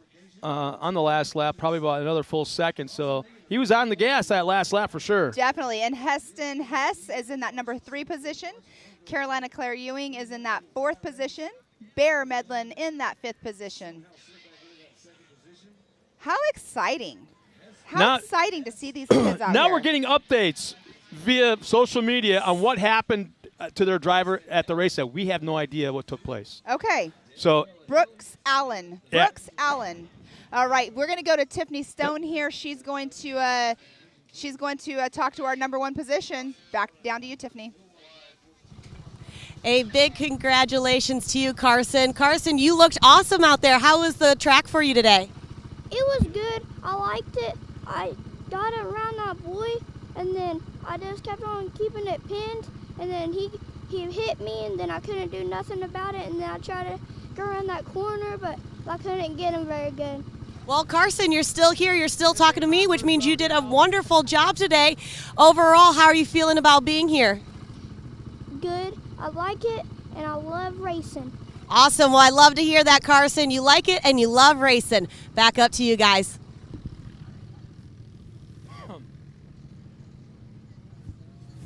And thanks so much, Tiffany. Once again, we're kind of like watching what's going on the screen, and then also checking in with the people are tuned into us. Great job, Tanner Thompson from great grandma Linda in Stroud, Oklahoma. Also watching from Tennessee, Linda Carter. Awesome. Is it Superwoman? No, Wonder Woman. Wonder Woman. Who was a former Miss Mint, which we have Miss Mint here this weekend working down in our tech area. But Tiffany Stone was just down there talking with Carson Summerfield, and it's so cool to get their emotions as they come off track. Even though this is just the heat races, they still get emotional. Oh, yeah. They still have fun. They still want to tell you how that track was. So Tiffany getting those off-track she has the interviews. ability to pull out information out of the most shy, timid little kids. And the thing is, you have to reach way in there for some of them because when they're racing, here's the steering wheel, and they have to look right through underneath that top arch of the steering wheel because they're so little. You know, all you see are their knuckles and the top of their helmet when they go racing by. Exactly. Because they're so little. You know, I know, like when my kid raced, it was a looking through the steering wheel, but we built him up. But right now on course, we are reconnaissance lap. doing a yes, exactly. And so we're going to the 170 modified class. So we have Waylon Coates in that number 3 from Oklahoma. We have Jace is out there again, number 7 out of Oklahoma. Jace Bashicki. I need to go talk to them because it'll like nail it in my brain, especially since I'm going to be here all season long. I just want to make sure I'm pronouncing their names correctly. Tanner Thompson, number 21 out of Stroud, Oklahoma. Riley Jones, number 36 out of Dover, Arkansas. We have the 47Y of Maggie Flores. 52 of B.A. Smith out of Oklahoma City. 56 of Avery Sides out of Sanger, Texas. Wow. The 57 of Caden Graham out of Sand Springs, Oklahoma. 63, Cody St. Peter out of Whitney, Texas. 71 of Kennedy Singleton out of Coweta, Oklahoma. Number 75 of Michael Green out of Coweta, Oklahoma as well. I wonder if they're related. They're the same place. I don't know. Number 80, I scroll off. Number 88 of Cameron Gaines out of Owenton, Kentucky. 135 of Bentley Fagan out of Skiatook, Oklahoma. 538 of Brylan Lutz out of Greenville, Tennessee. And 855 of Lane Yeager in Deputy, Indianapolis. No, Indiana. My brain. We got somebody checking in from your part of the country, out of Burlington, North Carolina. Gary Montgomery, thank you so much for letting us know you're watching us. Yes. Also, we got somebody watching, kiddo from Indiana. Go Lane Yeager from Daddy and Kayla. Watching from Burleson, Texas. Chris May says, what a great interview with the kids down trackside. Chris May is one of our racers as well. Now we're getting interesting.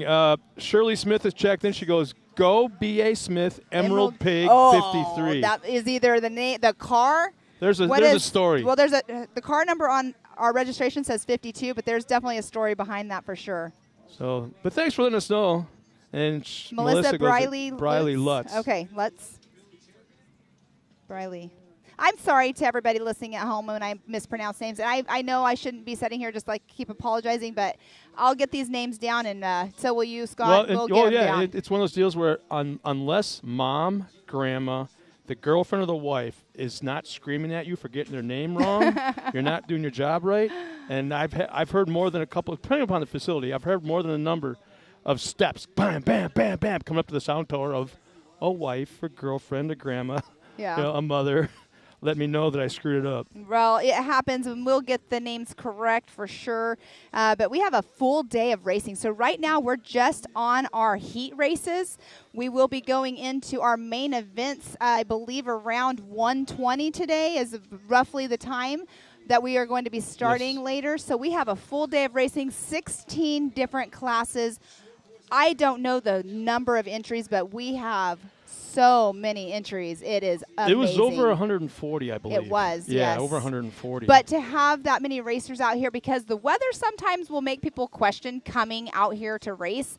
But if they're here, I mean, if that's what their plan is for the year, they're not going to let anything mess them up. But, it's the car cleanup when they get home that they definitely don't like doing. It's never fun for sure. Well, upcoming races. Let's look at the schedule real quick. Upcoming races for the Mid-America Outdoors 2022 Side-by-Side Championship Series. We'll be back out here again April 30th for round 2. Then right around a month later, May 29th and 28th and 29th will be Memorial Day weekend. I was always a big person that's someplace you want to be at home with the neighbors, the big cookout in the big backyard, and all your buddies hanging out. Well, after being here for the last 2 days, I can't think of a better place to be than right here at Mid-America. Bring your family here. Yeah, Mid-America right here for Memorial Day weekend. I mean, not only – I'll let you finish. I'm so sorry. Oh, no. But not only you don't have to cook when you come here. They have an amazing restaurant. The chef here. Oh, my gosh. I haven't had the steak yet. Steaks. Oh, boy. I haven't had the steak yet. Sorry, go ahead. But, yeah, we're back here June 18th, almost not quite a month later. For Memorial Day weekend. Then we're back again at Visions Week, all the way from July 13th through the 17th, almost a full week. We'll be here for Visions Week. Mm-hmm. Then again, Labor Day weekend. Heat races will be on Sunday, and then main events on Saturday of that weekend. That is round 6. Round 7 will be April 1st. And then round 8 will be October 29th, Halloween weekend, for the championship finals. That's going to be interesting. I heard some inside stories on that last night. So, well, you and I need a break. Yes, we do. We're going to step aside real quick, check out some of our sponsors. We'll be right back after this.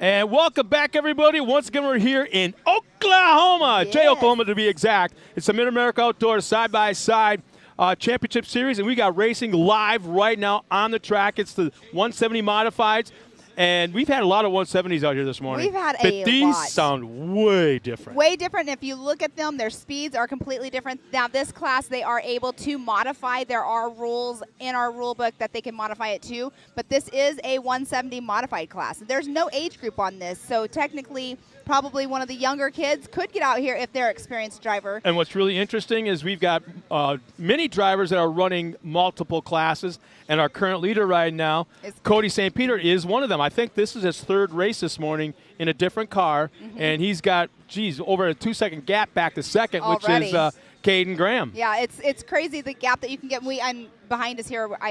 Of course, I can turn around and look at the track, and I try not to because I want to talk about what's going on. Yeah, the front of your head's much prettier than the back of your head. But yeah, I mean, on screen right there, that is the orange car. I'm not sure, but you can just tell right there the speed difference in the difference between the stock class and then the younger limited class earlier. But yes, so first position right now, Cody St. Peter. Second, Caden Graham. Third, Lane Yeager. Fourth, Briley Lutz. And then we have Tanner Thompson 5th, B.A. Smith 6th, Michael Green 7th, Jace Buzinski number 8th position. There's our leader right there, Cody St. Peter, up on screen. And that was in the Division 1. So if you're watching the live scoring, there is a Division 1 and Division 2. So Division 2 modified.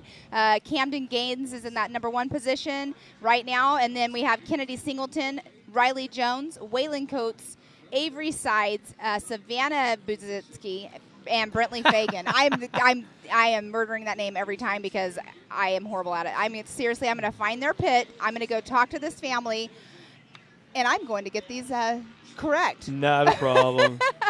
Plus, I would love to get in and talk to these people and, find out their backstory and if these kids have raced anything else, even though they're young, if they've raced anything else, and get some little homework done on them. But look at the course, at how much it's drying out. You can see the spots of the racetrack that are already drying out on camera right now. Yeah, and like I said earlier, I'm really looking forward to later on this summer when everything is green.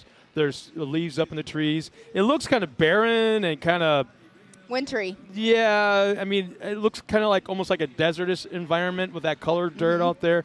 As the white flag comes out for our drivers. That would have been Cody St. Peter. Yeah, Cody St. Peter. He's in that orange, bright orange car. It's so funny because you'll look at some of these cars and they are still, they're picking up the mud and the dirt, and then you see somebody like Cody's car is clean. I always wonder, what is it that they do different and spray on that car? Maybe they found a secret formula of some kind or some product off the shelf there is. that works. There is.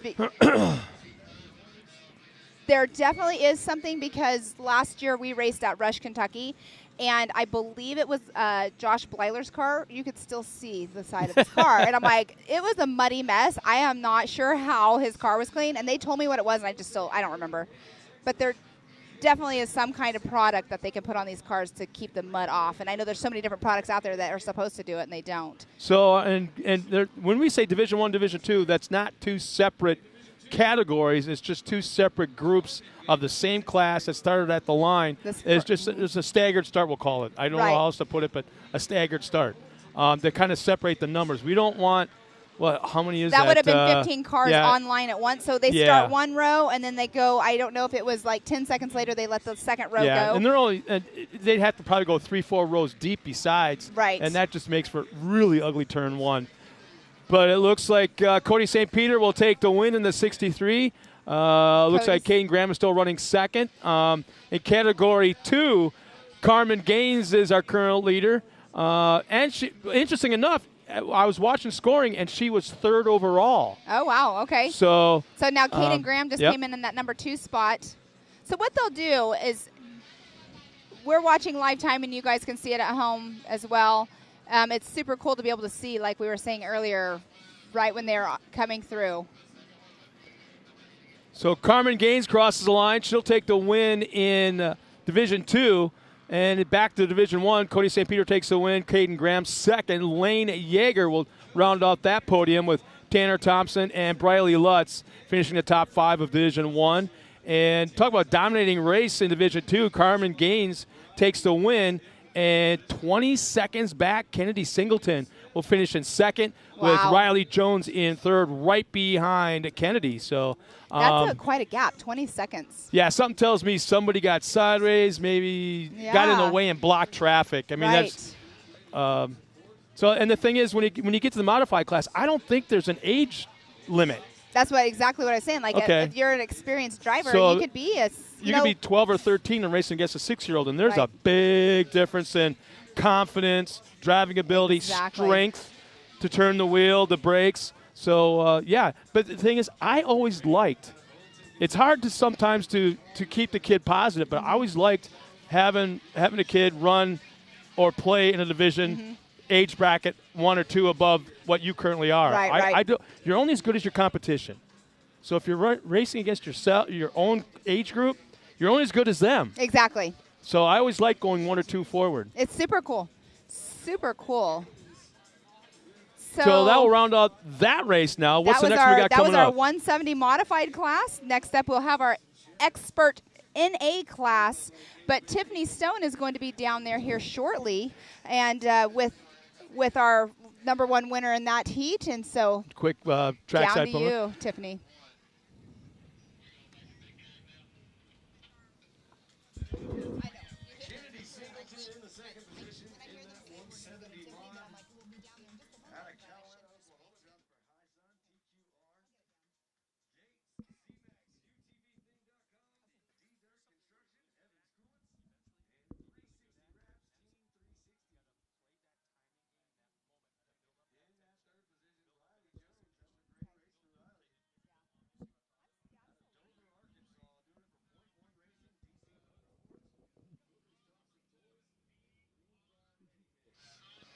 Thank you, and we're back up here onto the stage, or tailgate. Tailgating? Yeah, yes, we are. yeah. Oh, I like that. Tailgate. I like that. Yeah. It's the tailgate series. So Hughes Off-Road is watching. I think they're from Northern Michigan as well, and they're here. I think they're here racing. I'm pretty sure. Paul Rimmereed checks in. He's got Tyler and Todd out here racing. Robin Mayberry and Brenda Mayberry. You're not. You know what? So here we're going to go. Todd and Tyler are father-son. Oh, they really? raced here last weekend as well at the 918 Grand Prix. Here's what I'm going to do. I'm going to make a deal with everybody that's watching us. I'm not going to call you out until you tell us where you're from. Oh, there you go. And then I'll say whatever you want me to say. That's awesome. And Shirley Smith is 52, not 53. 52, 53. I know. You know what? I'm so sorry. I was actually just going by what the number was on our race. What is this called again? Our race announcer report. Lineup. Lineup. Yeah. Driver bio. How's that? Driver bio. A mini driver bio. I do like that it does have on the side here, they do go in when they register, and it does talk about their sponsors and everything. Well, here, sometimes when I get these at certain events, obviously the drivers or racers are older than what we see with these kids, and we get the same kind of form. But on the sponsors list, it has companies you don't want to mention. Right. And it's a big joke because instead of my number 3, and I'm from Wagoner, Oklahoma. That would be Clark Kent. The number 7 would be the Joker. I'm talking about freestyle motocross guys. They're just always messing with timing and scoring people and the announcers. So having fun. So we have 18 entries. Laquita Gaston's checked in from Ardmore, Oklahoma. Ardmore. So she was listening. I believe I have family. Yeah. Really? I'm actually from Oklahoma myself, so. You don't have the twang. I moved out of here when I was 7. My parents moved me to California. So let's go over the. Let's do it. The introduction. Here we go. All right. So in the expert NA class. And NA is naturally aspirated. Yes. So we have Logan Ellis out of Wagner, Oklahoma, number 3. Brandon Hart out of Bartlett, Tennessee, number 7. Haley Boodle. I knew you'd do that to me. You took over. Out of South Carolina. Yemisi out of South Carolina. Yemisi. Haley Boodle, number 10. Elena Baker from Owasso, Oklahoma, number 12. Gavin Beers from Wakarusa, Oklahoma, number 12. Or Kansas, I'm sorry. Gilmore, Texas, the home for Aaron Cuevas, number 16. Reese Harris from Royce City, Texas, and the number 24. From Burleson, Texas, the 37 of Patrick Shamblin. Caleb Edmonds from Ladston, South Carolina. I like the fact, I don't know what is it about South Carolina, North Carolina that's making this drive. There's a lot of teams here. They are off the line. And it sounds like the green flag's out. Yes, it is. We're talking about more speed And bigger numbers, Chad Mayo. In the 401, Edwin Mangus in the 611. Sean Philbin out of Missouri in the 614. Matt Hazel at 656. Greg Royce, the 888. Rick Schroeder, 978. Carson Vales out there. Ryan Lewis in the 1518. Braxton Moore, the 1776. Awesome. That's a great lineup there. Lots of sponsors. Different. We have Polaris, and we're going to Yamahas. The bigger track, too. We are going to the bigger track, but we do out there on course right now. We have Polarises. We have Yamahas. We have Hondas, we have Can-Ams, like we have manufacturer diversity. Different manufacturers out there. Actually, I said Can-Am, but I don't see one on here at this point because everybody usually races in an X3, and that's a turbo, so you they know can't what all I'm be in seeing? this class. Think about 2 days ago, rain, heavy rain and sleet. Yes. Think about yesterday, more rain, more freezing rain, a little bit of sleet. I look on the track, I see dust. I know. Isn't that so weird? Like last weekend here at the 918 Grand Prix, it was snow on the ground when we got here, inches, like 4 inches of snow. But yet, by the time we were done with our races towards the end of the race day, there was dust out there. We were thinking we needed water trucks possibly. Well, in that downhill section. Here's the second row that just took off. Okay, yep. So here's what's super cool about today. Besides all of our sponsors, so our sponsors we have to give a little shout out to. We have Nitto, we have MRT Tires, 360 Wraps, Raceline Wheels, Ultimax, Maxxis, HMF, Super ATV, Oklahoma Ford Association, Hammerhill Metals. And then what's super cool about this Expert NA class, Raceline Wheels are for the main event. They are going to sponsor a free set of wheels to the winner. Wow, yeah, that's not cheap either. And I know. When you got, the wheels are smaller, obviously, to fit a UTV, but it's the same price as a full-size truck wheel. Right. When you go to buy them retail off the shelf, they're the same price as a big one. Exactly. Oh! Isn't that so crazy? And then the other cool thing for the Whole Shot Award today, it's Whole Shot Award, but it's actually, you're getting money if you get that whole shot in the main events only. HMF is doing the HMF Whole Shot Award, which is super cool, and they have a timing loop down there so they know who it is that is actually going through. Yeah, there's no guessing game. It's not a visual thing. It's done electronically, and holy smokes, I'm telling you right now, Carson Vale has got the field covered. It says the timing is a little late. It's saying he's got a 1 second gap back to second of Sean Philbin, but it's even at this speed, it's beyond that. I want to say it's closer to 3 because he is all but checked out right now. Definitely. This is some really good racing out. The drone is picking it up. Yeah, I love having the drone footage out there. Let's see, we just had LaFonda, Fetters, McCullough, Brenda Hughes, Hanson, and Julia George just checked in, all going cheering on our leader. That's awesome. I love it. And you guys at home that are watching it, make sure you share it so other people can watch it. Let's grow this series. It's going to be a good year. Yeah, don't forget to like us on Facebook. Right. Hashtag Mid-America Outdoors. Let's get you involved in our social medias. Share it, like she said, with everybody. Share it. Let's grow this. We got a yellow flag out at the just past the start line, headed up the hill. So it's something that's out of sight. There's a little bit of a ridge right behind, right in front of us, so we can't see what's going on. I can only see a yellow vest. All of our safety are out there with yellow vest on. Yeah, we can't see exactly what's going on, but let's go through. So the first line that took off, the positions right now, in 1 through 5, we have Carson Vale in that #1 position, Gavin Beers in second, Sean Philbin in third, Patrick Shamblin fourth, Matt Hazel fifth. That was out of our first line. Our second line that took off, we have Aaron Cuevas in that first position, Harley Boodle second, Chad Mayo in third. Chad Mayo, his wife is racing as well out here, but she's not in this class. Then we have Edward Mangus in fourth and Alana Baker in that fifth position. So, yeah, Sean Philbin is in that #1 position right now. This is a good heat race going on right now. Yeah, there's just coming across the line. Our top 5 are now on lap 2. Yes. And again, we got to reiterate the fact that there's 2 divisions. That's just to separate 1 and 2. Exactly. I mean, it's all the same class. It's to separate the rows, to separate the numbers. It's a staggered start. So exactly. we just didn't want upwards of 20 cars mangling into the first turn, which Exactly. I think adds excitement, but and somebody's going up in smoke. Oh, they have a full on we fire. got a car on fire big time. Well, our safety crew will get there very quickly. What would explode like that? I mean, that was a major explosion. I couldn't tell you. A fuel line? No, it wouldn't be a fuel line went loose. But it had like a M80 sound to it though. Could the crankcase or something explode? The cylinder head? You can see the safety crews going over there. So let's, on screen right now, we have Matt Hazel actually is in that #1 position. Our safety crew will take care of what's going on course. So it looks like one yellow flag was pulled in from that incident that was, whatever the incident was, that was out of our sight. That's taken care of, but we have another one now. Probably, let's see. I would call that 1, 2, 1, 3, 2, 4, 3, 5. Turn 5. 5. So what I would like to see right there on screen, they just went over an area that's all covered.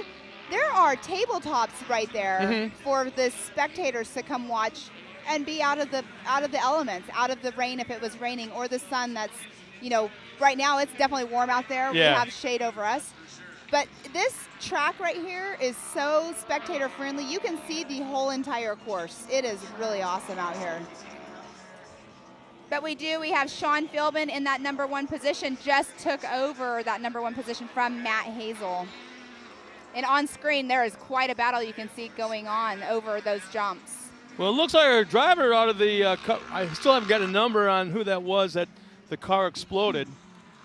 But the driver's out, walking around, standing there, and the track crew is still putting out the fire. Looks like the fire is out, but it looks like they're doing, they're hosing it down in the bottom, yeah. Yeah, you have some safety measures when you have, race vehicles. Some of them run race fuel, which is very flammable. You got to be careful, too. Once oil catches fire, if there's any kind of oil, that's harder to put out. So. C10 VP, is that what they run? I'm not sure. Not sure. C10, C12, I'm not sure. But look at the battle going on screen right now.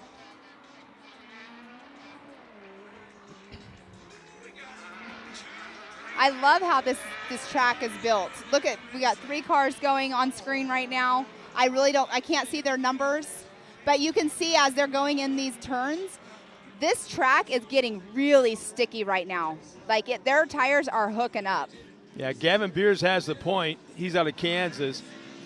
In division number 1, Chad Mayo still has the top spot in division number 2. That would be Patrick Chambly. Well, just all switched up. Rick Schroeder's now in that #1 position, and Gavin Beers is now in #2. Yeah, they should be on their last lap right now, I believe. And they will be coming around. They will be having a local yellow. So a local yellow means they must slow down just in that area. Once they pass the caution, then they can pick back up. Wow, we've got a battle. I'm not sure what this is for. I want to say 5th, 6th, 7th, and 8th.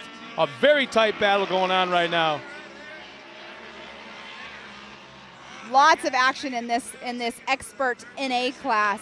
And then we shoot back to 3rd and 4th for that final podium spot, Division 1. Actually, 2nd, 3rd, and 4th is our leader right now. Sean Philbin has pulled out a little bit of a lead, maybe half a second, but 2nd, 3rd, and 4th are all right there. So Sean Philbin just pulled a 2:12 on a lap time. Earlier this morning in our expert turbo class, they were running about the same lap time, around a 2:12. So I was saying earlier, about a 2:20 lap time, but I was a little off on that. So it looks like we have Sean Philbin in that #1 position, Gavin Beers #2, Caleb Edmonds in 3rd, and Patrick Shamblin in #4. That was in the first row. The second row, we have Aaron Cuevas in that #1 position. Wow, look at this going on right now behind Boodle us. in 2nd. With 2nd, 3rd, and 4th, I believe that's what it is. And then a group of cars right behind him battling for position. This is a great race going on right now. The turns that they just came through, you have an option. We actually went out on a golf cart and ran this course the other day. You can either use the right side of the bank of the course, or you can cut it tight and come in, and it's a little more of a jump and makes it more off camber. So it's all about strategy and that practice that they went out for this morning on what lines they're taking. How super cool is this race course?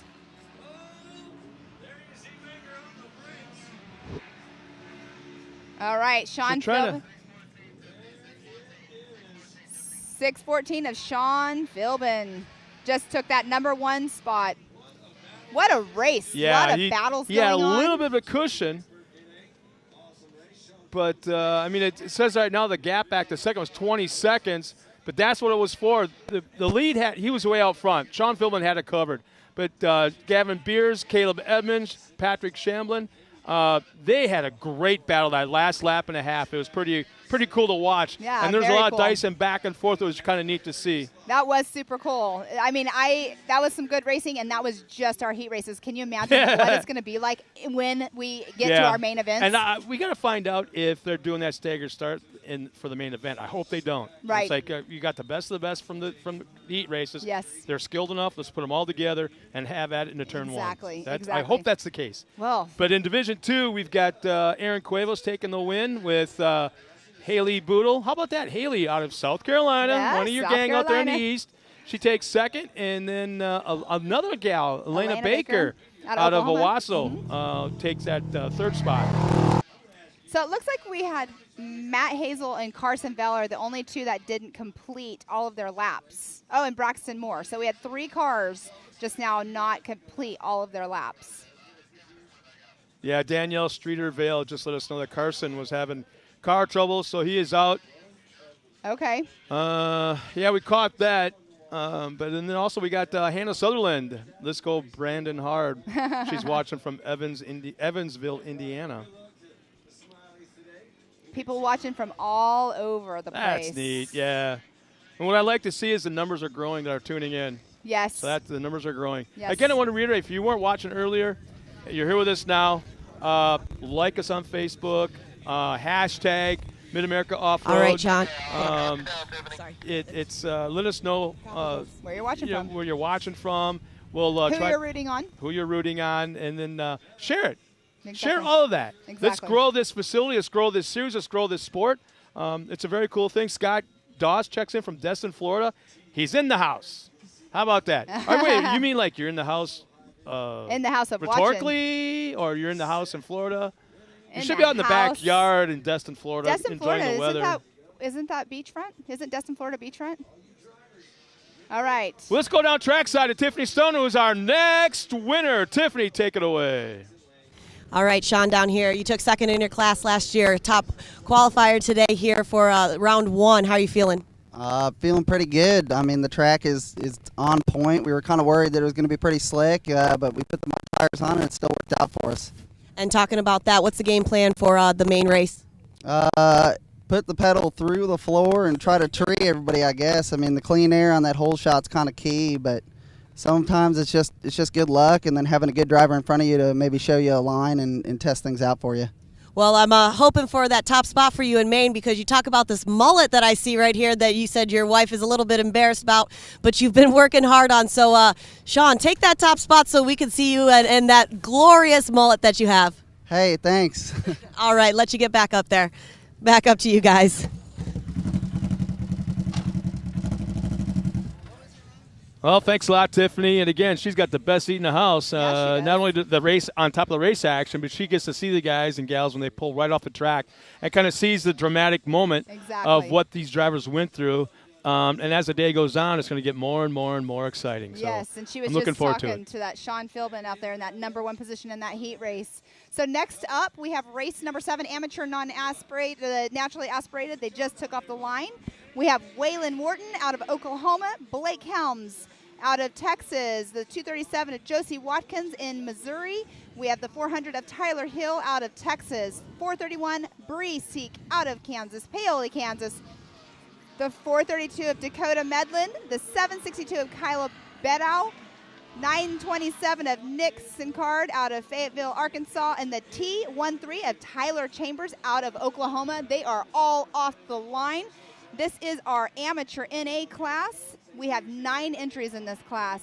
The amateur class will do a little bit of a, we have an amateur, when you hear us saying amateur NA or amateur turbo, we have the amateurs, we have the experts, and the pros. So those of you who know supercross or motocross, you'll know exactly what we're talking about when we say that. So it's that kind of style of classifications here at Mid-America. what they're doing is they're amateur until they can be proven. They need to move up after so many wins and so many races. If they have proven themselves, they can move up from amateur into expert class. Then after the expert class obviously is our pro class. And so there's those different classifications here at Mid-America for the side-by-side championship series. Billy Champion, our race director, has that motocross background. It's really awesome to have that kind of differential for the classes instead of just throwing somebody that has never raced before that should be in the amateur class coming out and racing in the pros. It's just sometimes some classes do that, some do not.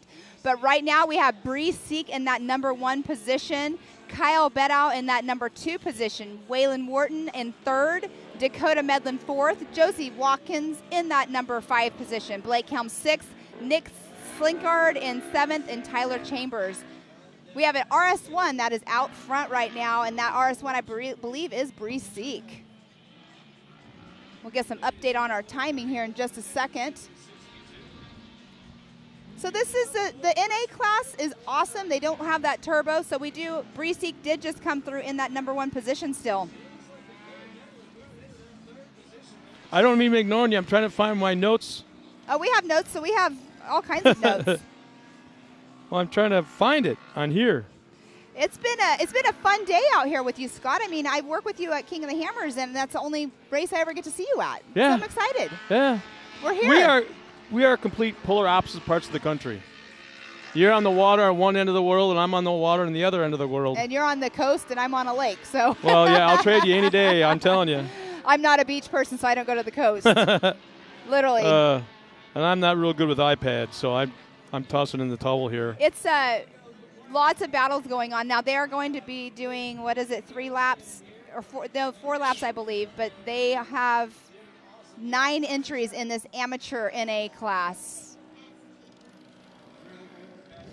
Lots of action going on course. As you can see, right now they are going over the tabletops. Right now we are having our standalone cameras showing us that little rhythm section over there, and they're coming back towards us here shortly. What you can't see right now is the turn that they are coming down, and they're getting ready to go up right now. Our leader's coming around this turn. Now they're taking an inside line right there. I did do on course with a golf cart the other day, and I know people jokingly call, side-by-sides golf carts.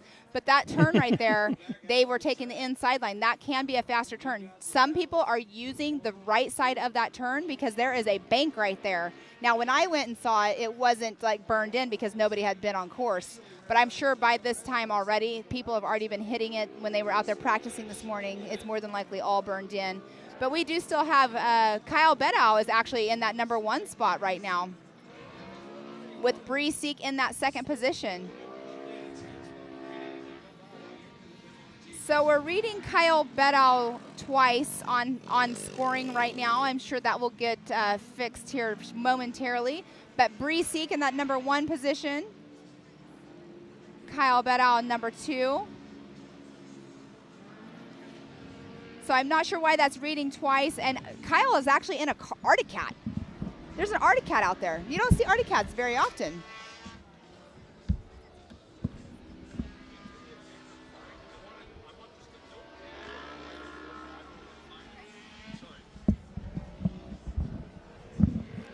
Yeah, our entire field right now is on lap #2. Bree Seek is in that top spot. Kyle Beddow 2nd. And wait a minute. So there's a little scoring issue going on right now. But he's in 2nd. Dakota Medlin should be in that 3rd spot. Josie Watkins 4th, and Blake Helms in that 5th spot. But Bree Seek, is that one of our gals? Bree Seek? She's out of Paoli, Kansas. I wonder if Miles Hasselquist knows her. That's where Miles Hasselquist is from. Oh, I'm quite sure. So we got Tommy Warren checking in from Jacksonville, Florida. That's cool to see. So let's see. Man, you are having me find something on your iPad. Yeah. You have no clue. I am not techie, but I will try to find it. I'm a less of a techie. My husband's a techie. He could Really? totally find it real quickly. He's here, but he's obviously in with Working my son. on a race car. Yeah. Nice shot right there of a big tabletop. A lot of guys been talking about, there's actually two real sizable tabletops on this course. But both of them, they're talking about both those. And that was just a shot of Bree Seek a moment ago. Here's Kyle Beto and Dakota Medlin. They're battling for position. They are. That's 1 and 2 on screen right now. They have been battling it out the whole time. So that's Bree Seek and Kyle Beto. And they're now in the third lap, top 3. Actually, top 2, I'm sorry.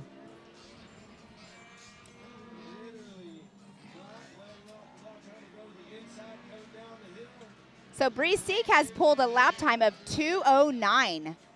So an amateur out there at 2:09 in the NA class. I'm just curious to see. I wonder if we'll break that 1 minute mark or the 2 minute mark today whenever the pros get out there. We'll have to keep an eye on that. And I think maybe we should throw a bounty on it. Yeah, we should. And but the track is drying out. And we're getting bigger horsepower. Yes. So I think that's going to be kind of like a no-brainer. Exactly. I agree with you on that one for sure. Especially when we got at least the top 3 in the country here. But we're told that a certain individual who's known for a mullet and high energy, I think he has Red Bull for breakfast and Monster for lunch and Rockstar for dinner. But, yeah, we're supposed to have a high energy side-by-side driver here hanging out with us this afternoon. Don't know where he is. He said he was coming last week and we were at the Mint where I saw him, but I haven't seen him yet this afternoon. That's Dustin. You should send him a little message and say, hey. Dustin Jones, if you're watching, where the hell are you, man? Mr. Personality. He is, one of the fan favorites. See him all the time at all the races and everything, and he actually does the Pit Crew Challenge with Miles and I when we do that.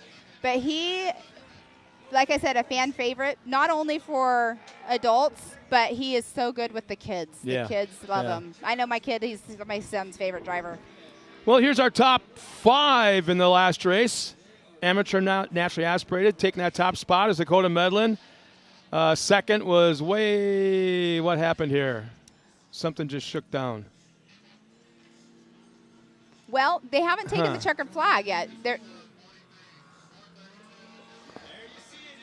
So Bree Dakota Medlin took over got the number 2 spot. She's fallen back. For a while, Tommy Swarn had her as the leader. There we go. Kyle Beto will take the top spot. Bree Seek looks like second. And if things stay in place that they are at the moment, Dakota Medlin should be crossing the line in that final podium position. But that remains to be seen. Blake Helms quite a ways back, about 30 seconds back behind our third-place finisher. And you can just hear the difference in the motors here. Some of them run different pipes. I mean... Yeah, and the thing is, the more modified these cars get, the more things, which blows me away. High dollar modifications, which would tell me, logically thinking, it's a high quality product that should last a while. Right. But they don't. Right. It pulls every little juice out of that motor of the horsepower that it has and tweaks it right to the edge of destruction. Takes the reliability completely out of it. And we're getting quite a few cars right now because of their modifications being pulled off the track. Right, exactly. So that was race number 7. That was our amateur NA class. We are going to be going into our pro NA class next. So we have our first pro class up for the day. It's going to be an interesting race. I can't wait to see it. All these pros, we do have a few of them that were actually out here last weekend racing in the 918. Mr. Colin Truitt is one of them that's out here. He won the race last weekend. And he stayed here the whole week, and he is back out here racing again. He races 3 weekends in a row now. But lots of big names in this class in our Pro NA, so that'll be race number 8. There's 15 entries. Yeah, it's a very large class. Here's our lineup real quick. Well, you know what? Before we go into the lineups, let's go down trackside one more time with Tiffany Stone with our winner of the last race. Tiffany! A big congratulations to you, Bree. It's always good to talk to you out here. How are you feeling right now? Good. And talking about that, let me know how the track was forming out there for you. Obviously, we've had a few heat races before yours, and it looks like the track conditions are coming smoothly and perfectly. It's going really good. A lot of competition, yes. And talking about that, are you pretty excited for the main race today? Yes, I am. Awesome. Well, I'm going to let you get back. Good talking to you. Best of luck. Thank you. Awesome. Back up to you guys. Well, thanks a lot, Tiffany. We're back up here on top of the hill. Probably one of the best spots to watch the race. We can see probably about 85, maybe 9% of the course. Yeah. And the more I look around, the more I see that I didn't see before. And I've been here up here probably 8-9 times already this week. But I still say I can't wait till it's green. I can't wait till there's leaves in the trees. This place is going to be outstanding. It's going to be awesome. We have just a moment. So let's take a step back real quick. Let's talk to one of our sponsors, and we'll be right back with more racing action from right here at Mid-America Off-Road.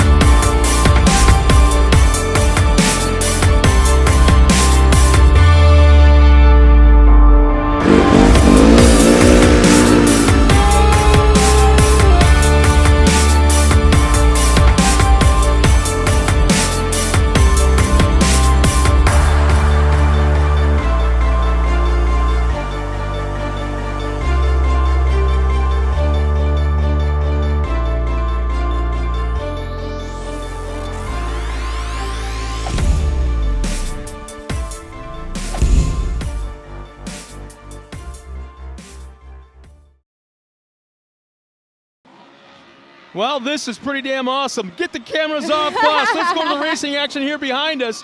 As while we're at commercial break, they kind of threw a quick start on us, caught us off guard. So we're right now, the green flag is out for the Pro Naturally Aspirated. And, man, talk about getting charged out of the starting line. Yes. And bam, bam, bam, bam. We got a great race going on already. Already, they are all still bunched up together for the most part on screen, as you can see.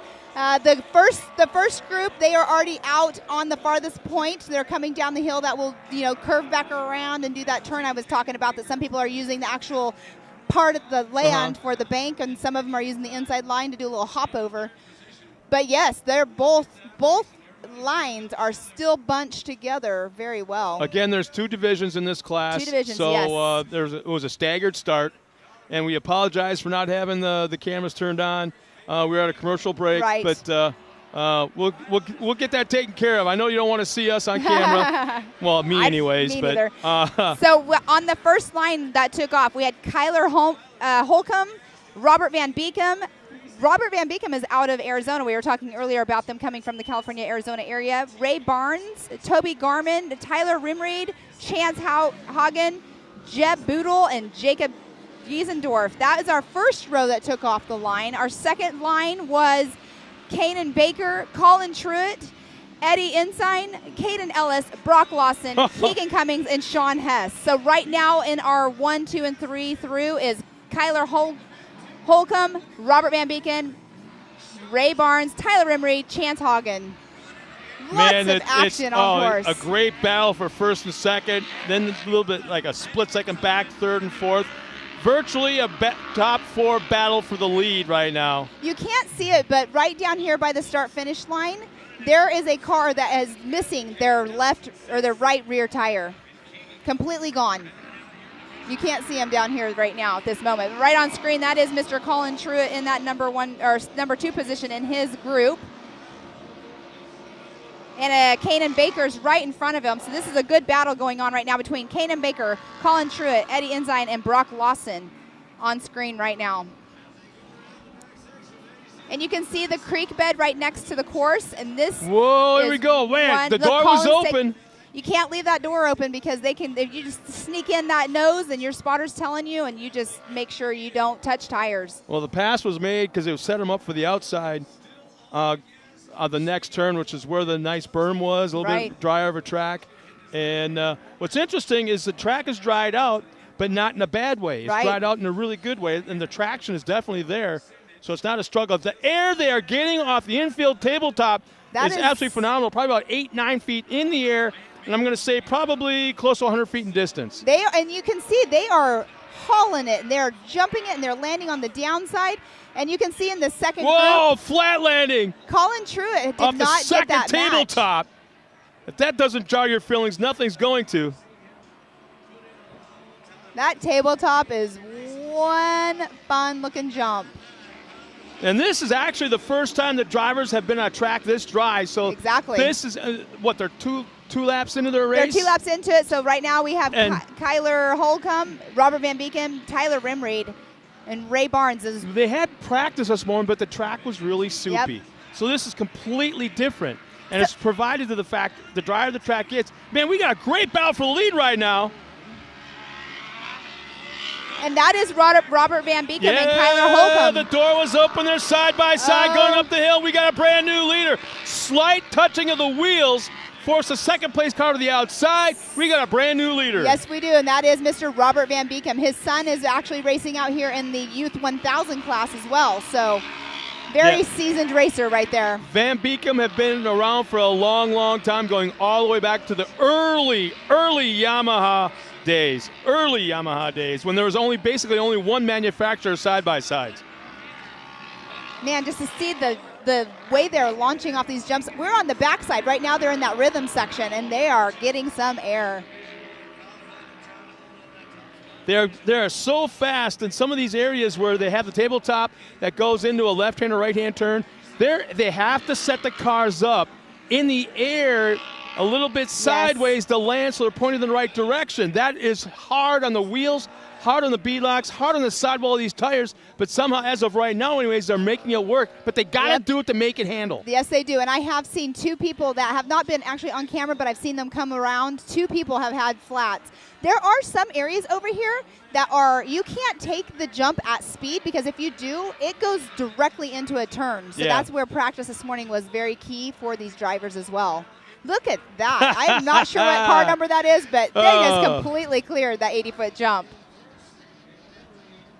Man, oh man, This is excellent. So we have Robert Van Beekem is in that number 1 spot, Tyler Rimreed in number 2.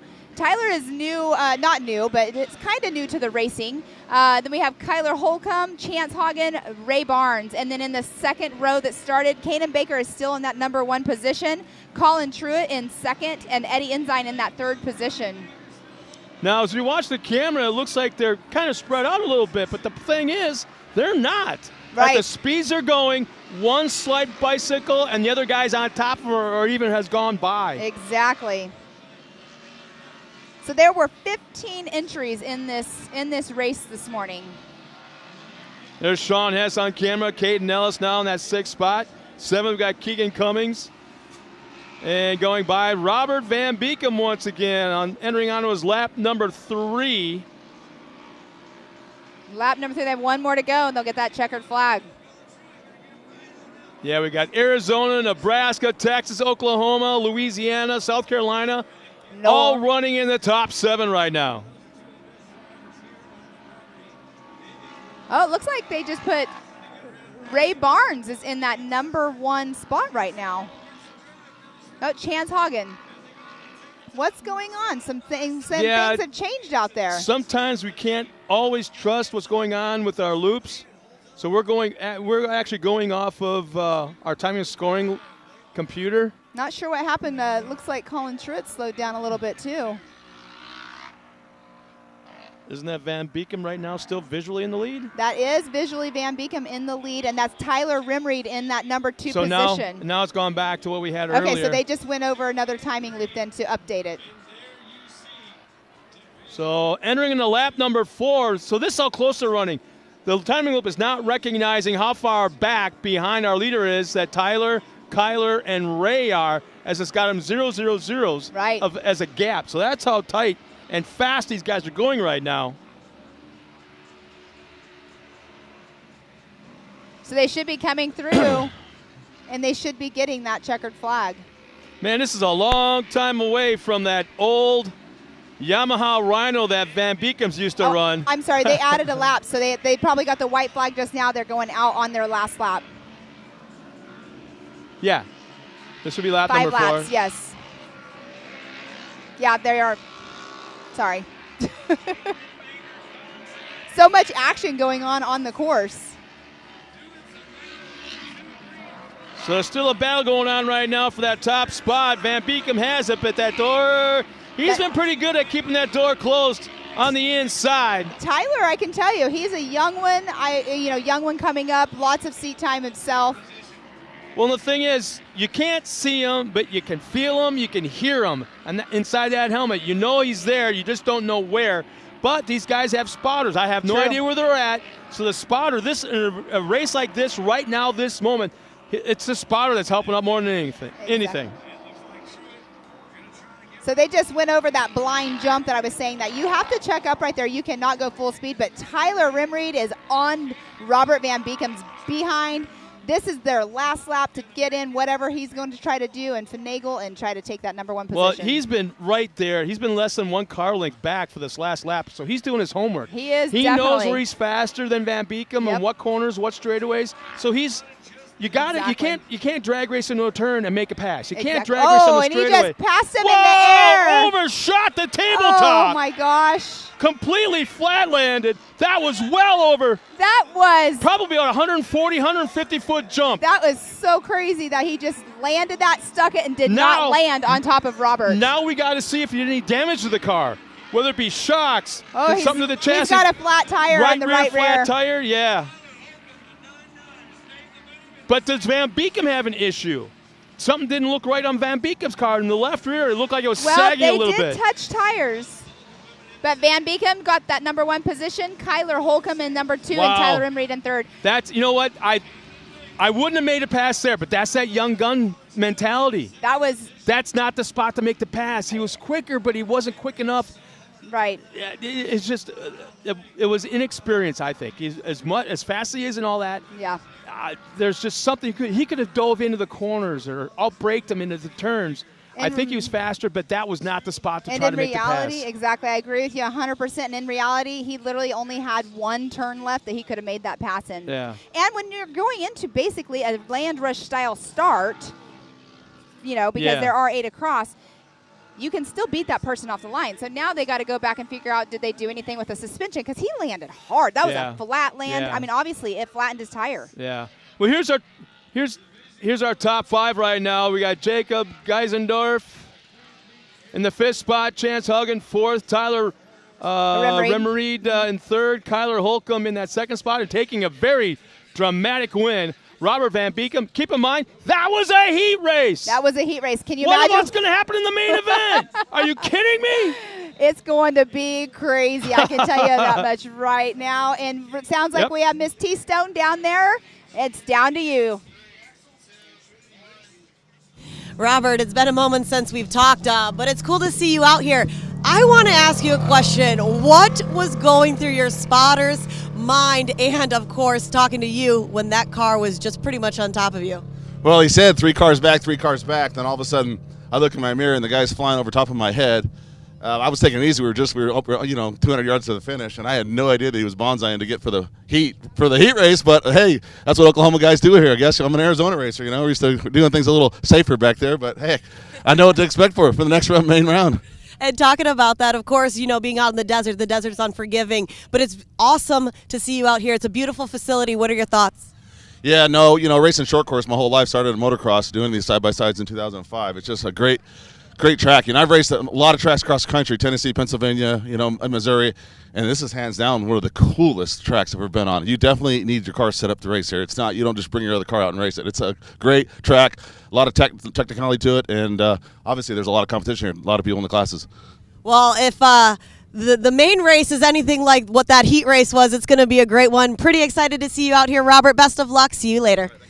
All right, back up to you guys.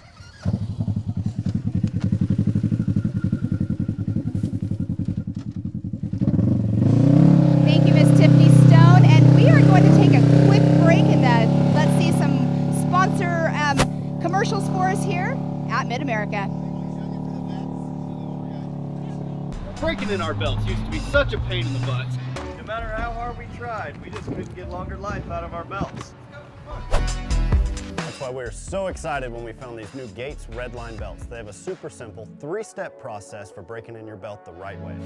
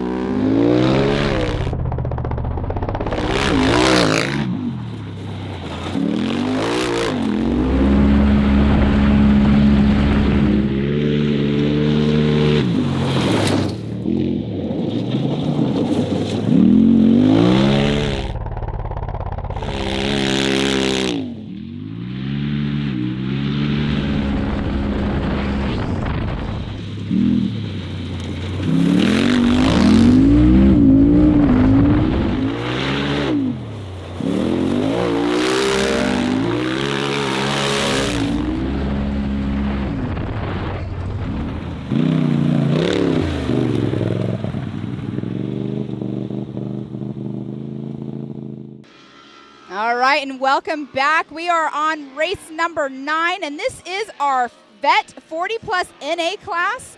On course, we have Terry Lackey out of Texas, Jeff Johnson out of Arkansas, Todd Rimreed out of Nebraska. We just saw his son, Tyler Rimreed, try to make a pass in the air on Robert Van Beekem. Ended up getting a flat tire, but we also have Austin Sides from Sanger, Texas. Chad Mayo is back out on course. He was racing earlier.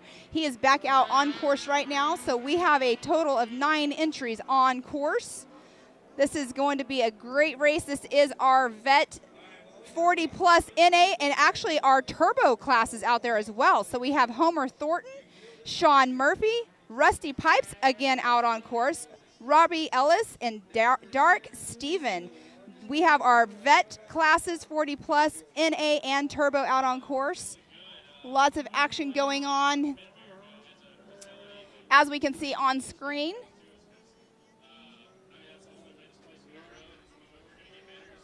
So how we went off the line in row number 1 in the NA class, we had Chad Mayo, Todd Rimreed, Jeff Johnson, Terry Lackey, Stephen Hill, Austin Sides, and Mike Bucafusco. I'm so sorry if I just now did not say your name correctly. Then we had the turbo class. The second row was Homer Thornton, Dark Steven, Rusty Pipes, Robbie Ellis, and Sean Murphy. We have quite a race going on right now. We just had Rusty Pipes and Homer Thornton go through 1 and 2 in that turbo class. And Sean Murray just went through number 3 in that turbo class. Let's see who else. We have Dark Steven went through in that 4th position. Chad Mayo, who is in a NA class, just went through for his first lap, actually in first place with Tom Rimreed in second, Terry Lackey in third. So we are currently in our Vet 40 Plus NA and our Turbo 40 Plus classes. That is what is on course right now with us. So what are you thinking about this? You got some Facebook comments going on over there? Well, yeah, just some people checking in. Somebody else now from South Carolina, Michelle Benton, cheering on Jeb Boodle from Walterboro, South Carolina. That's a new one for me. I never heard of that place. Grandma Debbie from Mission, Texas, checked in. Lots of action going on. We do have our 40-plus vet classes out on course. It's super cool to see. We do have some repeats out there right now. Repeats. We have some repeats out there. We have Rusty Pipes is back out on course. He was out on course earlier. Name we will not forget, right? We have Chad Mayo, who is out on course again, who raced earlier as well. So this is our, like I was saying, this is our vet 40-plus class, our non-A and our NA and our turbo. Do we have a Rusty Pipes Jr.? Wasn't Rusty Pipes like in one of the I think it was younger NA classes? turbo or was it? NA class. You're probably right. Let's I'm old see. now, Got so. all of these papers. Andrea Helmchick saying, "Go Uncle D." That must be dark. Rusty Pipes. There is some action going on course. Sounds like somebody took a little tumble out there. Robbie Ellis on camera. Oh, yes, right there on camera. Bucka Fusco, Chad Mayo running that second spot, That is third. a blind turn. That's the blind turn right there I'm talking about. If you come up, you can either use the right side of that as a bank, or you can cut the inside, but the inside is a like a little bit of a jump. Kind of a split lane is what you're talking about. Yes. Yeah.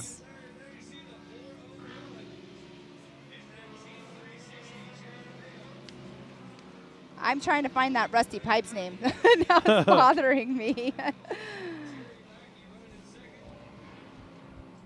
See what class he was in earlier. I think there was two of them. Now, mind you, we have 16 heat races going on. We're going to have 16 main events. There's going to be action all day long here.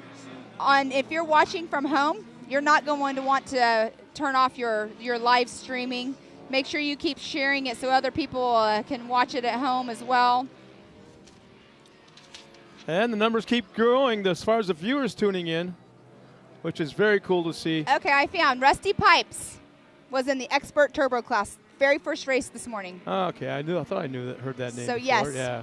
Now he's in the 40-plus amateur or 40-plus turbo class. So now I understand the Rusty part. The Pipes part I haven't figured out yet, but yeah. 40-plus, yeah, you might be a little on the rusty side. Oh my goodness gracious. But not a bad race when you're looking at it, and everybody's in the same picture. We got a yellow flag out. It looks like a car is off to the side.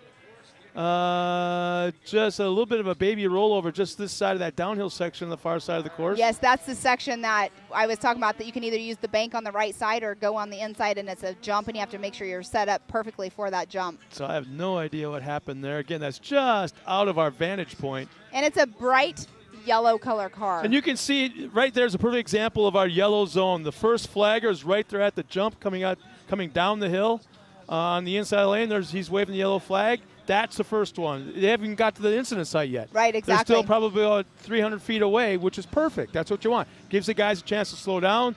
They clear the incident site, and boom, once they clear that the rollover, it's back on it again.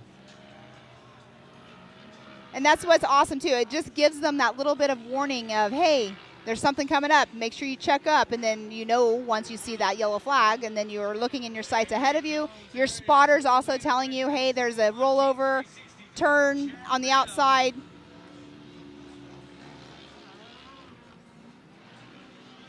But they'll get him rolled back over. Our safety crew is awesome out here. They're right on it as soon as something happens. But next race is the Youth 1000 race. Going to be exciting to see. We'll have Mr. Van Beekam's son in that class. Aunt Janice goes Haley and Jeb Boodle. Uh-huh.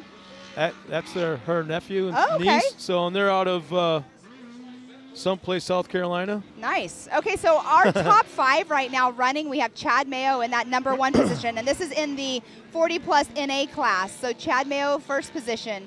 Terry Lackey, second position. Todd Rimreed in that 3rd position. Austin Sides, 4th. And Jeff Johnson in that 5th position. That's in the NA class. The turbo class, we have Sean Murphy, Derek, Steven, and Rusty Pipes, those 1, 2, and 3.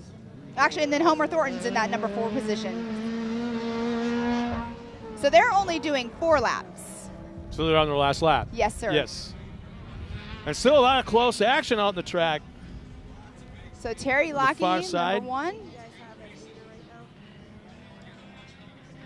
Looks like Todd Rimmery just took over the number 1 position on the live timing. And he is in that green Polaris RS1.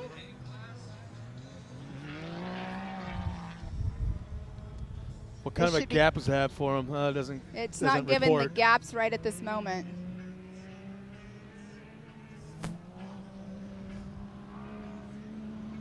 Boy, someday I would love to see Pro 2s, Pro 4s here. Oh, my gosh. Can you imagine? This is a big course for those guys, though, but that would be super cool. But, I mean, look at this valley. I know. It's capable and has the ability to knock shit down and build it back up where you want it. But, yeah, when Crandon is, I want to say 1.4, 1.3 miles. Roughly, yes. Something like that. This being a tick over 2. Be interesting to see what... 04. Okay, so Chad Mayo just came through in that number 1 position right now. And I believe Todd Rimmery would be coming in second, but saying Terry Lackey, so something must have happened with Todd because he was running that number 2 position. Austin Sides in that number 3. And in the turbo class, Rusty Pipes in that number 1 position, Homer Thornton in that 2nd position. Dare I say, we're talking about 40 plus. I'm looking at the gaps. The gaps are huge from 1st to 2nd, then back to 3rd, then back to 4th. We're talking 3-4 seconds gap for each position. Crazy? Last lap and a half. You think the boys got tired? I don't know. They were cutting down a lap. I can't say anything. I'm over 40, so I would be in this class if I wanted to register in this class. My wife surprised me with a full-blown sim setup last year, the year of COVID, when it hit. And I got the headset, I got the screens in front of me, all that kind of stuff. Roll over on screen right now. Yeah. And she's telling, I've just recently had a birthday, and so I'm getting up there in age. But what I'm getting at is that when she bought me the sim, I'm all strapped in. I'm doing this. I think I was racing Crandon, right? I'm going in the corners, and I'm hucking it sideways, and I got one of those things. Well, you know what? I can ramble on forever. But let's go down trackside to Tiffany Stone. She's got our last winner of the 40-plus division. Tiffany, it's all yours. Rusty, it's so good to chat with you. I'm looking at your helmet right now, your tear-offs. They're pretty muddy. Walk us through how your heat race was for you. Well, first off, Jesus Christ led me through the whole race. He showed me the path just like he does in life. And we got about 3rd place off the start. We came around and had to move a couple guys out of the way, but it was little bit of rubbing, but that's racing, as we know. Anyway, my co-pilot over here, Lee Pipes, she was telling me go left, go right, and man, we just weaseled right through them. Did great. Awesome. Now we're looking forward. Obviously, the mud is on here, but the track is drying up very, very nicely. What do you expect to happen in the main race? They're probably going to give us a better gate pick than we had that time, so we'll probably end up being able to get up around, 3rd or 4th off the start and just have to pick them off. We got a really good equipment. Maxxis Tires does really good rugged radio so we can communicate with our spotters, and Raceline Wheels have definitely hugged all the corners and take care of the car, and it's wonderful. This is a great place to race. MAO has done a superb job. Awesome. Well, like Rusty was saying, everything's hooking up for him correctly. It's going to make sure that he's ready for the main race. Rusty, best of luck to you, and leave right over here. Money on me. Put your money on me. Well, you guys heard it here. Rusty said, put your money on me. It is so awesome to see you here, Rusty. Back up to you guys. Thank you. Thanks a lot, Tiffany. And, we're only halfway through the day. We are halfway through the day. I'm getting winded. I'm old. Damn. No. You have to stick with me. You have to stick with me. Teamwork makes the dream work. So we are going to be starting race 10 here shortly. Race number 10. I say race. It's not race. I should rephrase that. Heat race. Let me put heat in front of it. Heat race 10, yeah. Our Youth 1000 class. We have 10 entries in this class. Well, let's go through the lineup real quick so you don't miss it. Starting on the pole will be Carter Caraway out of Blue Ridge, Texas. He's in our Polaris. He's age 11. He's in the number 11. How about that? Starting in right alongside him will be Lincoln Smiley, number 13. He's 12 years old, right alongside them. Out of Gladstone, Michigan. There we go. Happy Rock. There we go. Happy Rock, Michigan. He's 15 years old, and that's Benjamin Hiding in the number 19. Looks like Hank Hall scratched. What happened there? We'll talk about that when you're done snacking. I'm sorry I caught you off guard. Next up will be the number 25, Lennox Smiley out of Rowlett, Texas. He's 10 years old. Next up will be the 14-year-old of Rowdy Speaks out of Coweta, Oklahoma, number 42. Ryder Van Beekem is out there, number 64 from Queen Creek, Arizona. He's 13. And let's see, 11 years old, number 225, Ty Luckemeyer out of Aledo, Texas. Then we got Jace Leach. He's 13 from Hempstead, Texas in the 979. Carson Vale from Edgerton, Kansas, 13 in the 999s. And rounding out the field will be R.J. Tremblay from Harrison, Arkansas, and he's 12. So we have the youngest of 11, the oldest of 14. 15. Which is awesome because these kids, like we were saying earlier, the 170 class, those are the future of the sport. There is a 570 class and an 800 class, but in reality, like this 1,000cc Polaris, or whatever they're racing in, these kids have gone out there. They have proven that they can race in these 1,000cc cars. So you said something about Hank Hall being scratched out. Well, a little bias. I won't go soccer mom on you guys. Well, you don't have to go soccer mom, but just what happened? Well, so Hank Hall. I want the facts. Just the facts, ma'am. Here's what happened. So I was here last weekend for the 918 race, and we live in the same town as Truett's. We became really good friends with them. As I was leaving last Sunday, they said, hey, are Hank and Christian coming back with you next weekend? Hank is my son. Christian is my husband. And I said, well, do you have a car for Hank to race? And they'll come. I didn't realize that when they said they had a car, I thought it was in North Carolina still. They had the car here because it's the one that Mitch Truett raced last weekend at the 918 Grand Prix race. So Tuesday night, about 9 o'clock, we're sitting around a campfire, literally. Stephanie Truett, she texted me, and I thought she was talking about Colin's car. Like, they were talking about Colin's car, shocks and stuff. And she's like, oh, no, that's for Hank. I was like, oh. So I look at Christian, I'm like, hey. We better start packing. I said, you need to cancel all of your appointments because we need to now leave for Oklahoma. You're going to have to go. I have to work, so you have to take care of Hank racing. I can't do it. So that's the story behind it. We get here.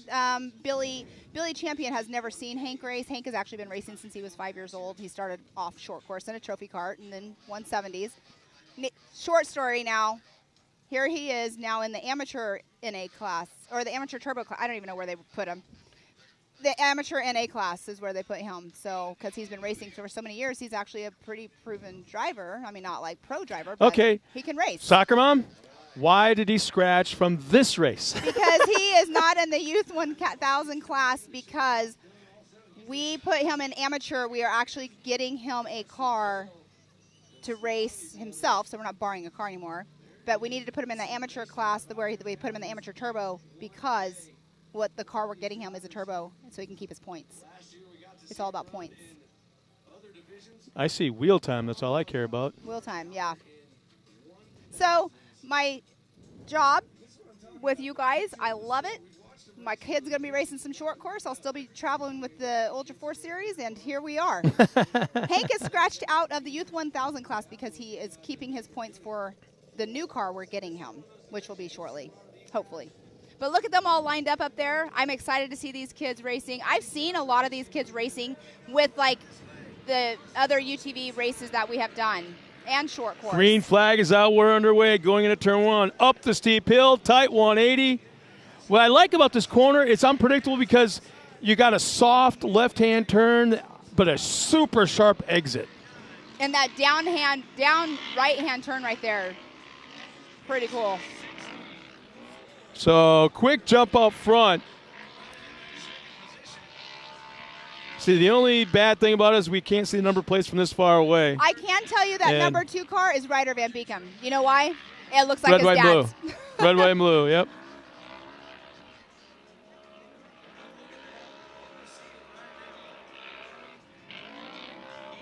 So they're in that rhythm section right there. That's where practice really, you don't want to get in there and start, what do we call it? horse bucking. You don't want to get in there and really, go in too hot. So them out there practicing this morning really paid off for some of these people that have not been out here on this race course. What I like about this course, or this track, this facility, I should say, is the fact that the next time we come here, it could be all different. I know, right? They have the capability, and the dirt is such that you can move it around, not a problem. Yeah, then it's not One repetitive. weekend it's a supercross track. The next weekend it's a monster jam track. Then the next weekend it's an off-road track. The next weekend is back to supercross again. Right. That's what this dirt is like here. And the track crew has the capability and the talent to do all that. So that's makes me wonder what we're going to see next time we come here. I know, exactly. I'm excited to see that. I mean, we'll be back here again. What is it? April 30th is our round 2. The drone footage is up. And like I said, or we said, that is definitely going to be Van Beekem in that number 2 position. Carson Vell, it sounds like, is in that number 1 position. Heard that name a lot today already. Yes. Well, the Vail part anyways. Right.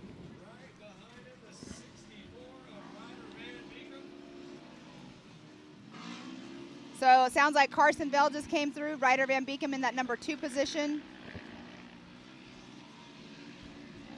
RJ Tremblay would be in that number 3.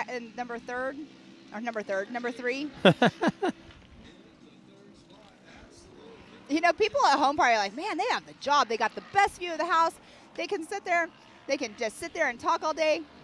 It's not as easy as it looks. Beats the heck out of cleaning horse stalls. That's all I got to say. Or pressure washing a race car when you're a race mom, right? See, I don't mind that, though. That's a labor of love for you, right? Well, I have to say, Nah, it's so fun to nah. actually pressure wash a car. It's like, I don't know, it's like satisfying to sit there and watch all the dirt come off. It's one There's of a those, sense of accomplishment. Yes. Yeah.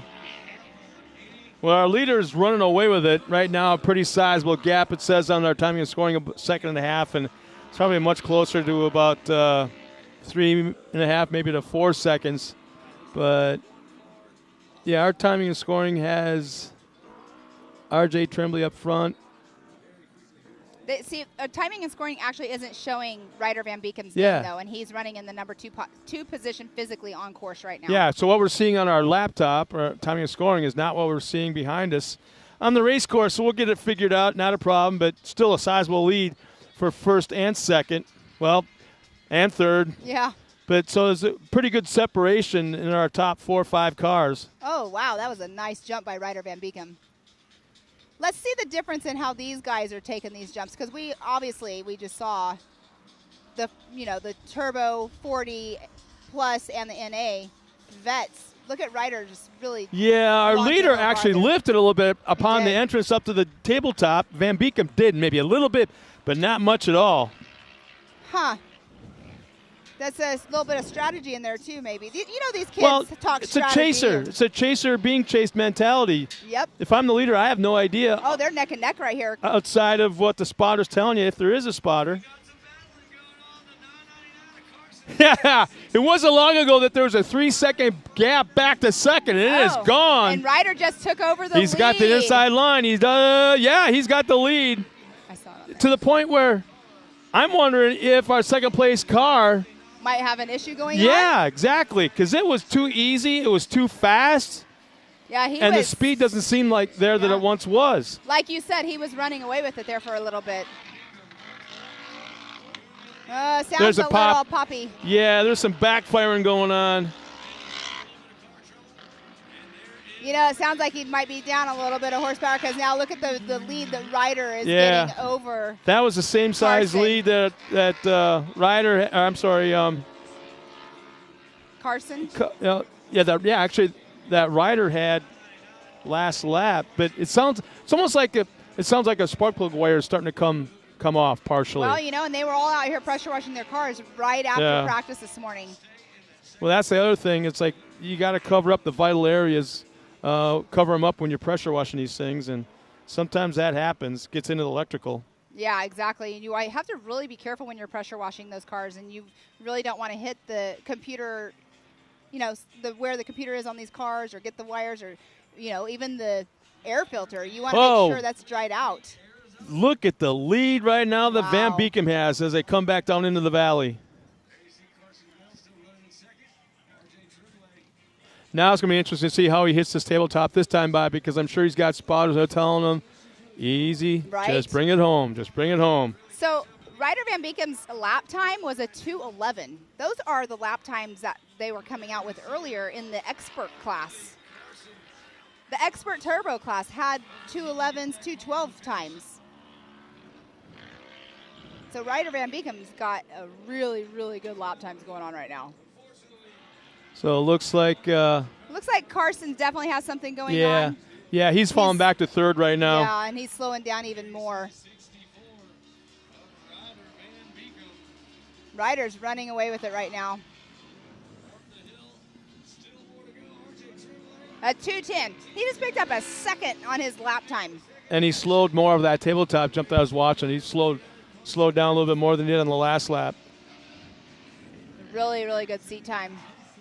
This kid lives in Arizona. I'm sure they get all kinds of seat time. Yeah, he walks out the back door of his house, jumps in, and just takes off. Yeah. And not down the street either. Probably right straight out to the desert.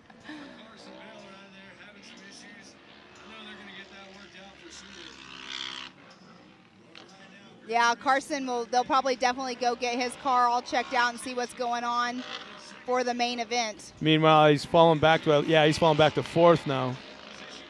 Yeah, you can really hear the popping now. It sounds like his motor's not happy. And what's hard is these hills that they're climbing and going up, they are steep. So hopefully he doesn't lose too much power, because that's the reason why we didn't have the 170s going up those hills. Partially was that, and plus, they needed a shorter course. But hopefully it doesn't get to the point to where his car is struggling so bad that it doesn't want to make it up. Well, are they on the last lap? No.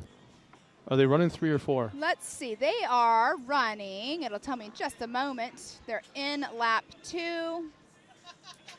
On track, there's 12 cars. It's not telling me on here how many laps they were doing. Oh, 4 laps. They're doing 4 laps. So Brennan Vale says, destroy the damn car and get back in first, bud. It probably would take that. Sometimes the motor just doesn't want to do what you're trying to make it do. That's the bad thing. So best lap time right now is Ryder Van Beekam at that 2:10.301. That's smoking fast. That kid could be running with experts.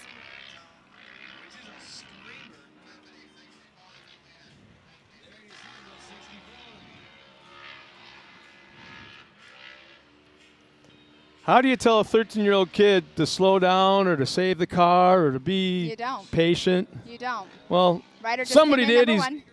He backed off about 2 seconds, so he made it work. So Van Beek will cross the line as our winner of the heat race. Looks like RJ just came through in that number 2 position, the Y181, and he was 12 seconds, 12.885 seconds behind behind Ryder Van Beekam. How about this? Ace's Wild Band didn't say anything, but they sent an emoji of a car with the air blowing smoke out the back. So does that mean they're on their way? Are they playing here tonight? I'm not sure. But yeah, I would guess that means they're on the road, either coming here or going somewhere. I know last weekend we had a band here, and they were really good. So Ace is Wild. If you're still watching us, you got to help us old people out. Are you guys the ones that are playing here tonight? That'd be cool to see you. You know what? Last weekend was such a crazy weekend. I was here for literally like a day and a half. But Saturday night after the races, we were all over at the shop, and there was food and a band and people dancing and having a good time. Miss Gayla Robinette got up on stage and was singing, and she has one of the most beautiful voices I've ever heard. She has a voice. You have not heard her sing yet. Hopefully you do this weekend. I don't want to see her yell. She was. I haven't seen her yell. But no, she has a beautiful voice, and I love hearing live music. People that know me personally know I love listening to live music. But she's got a beautiful voice. So well, as we clear the course of our race cars and get ready for the next event, which will be the 800 and under. 800 and under, we've got, 2 entries, 2 cars coming out? Well, in just a moment, we're going to have Tiffany Stone again trackside with our winner of the last race. So I'm going to quit talking and just send it down to her. She'll pick up whenever the heck There she picks she up. goes. Let's go down to Tiffany. Ryder, it's so good to chat with you again. Just had a few moments ago to chat with your dad. It's so good to see you guys out here for some more short course racing. Yeah, it's been a while. Short course has been closed for a while, and on the West Coast, we've come all the way from Arizona just to race here for short course. We've been racing desert for a while, and yeah, it's nice to get back to short course. And we always talk about desert to short course. Obviously, desert, there's no grooming. You're just going out there, seeing what you can do. Here, you got short course all in one area. Nice course and nice track here at Mid-America. How are you feeling? Pretty good for my first time here. I can say that the people who built this track most definitely know what they're doing. This is a really good track. Probably one of the best tracks I've ever driven on. Awesome. Well, your dad mentioned if you're going to come out here, you got to make sure your car's ready to play, and seems like the Van Beekum camp is ready to play. Oh, yeah, for sure. We spent weeks prepping our cars and whatnot. Awesome. Well, best of luck to you, buddy. I'm going to see you later on for the main race. Back up to you guys.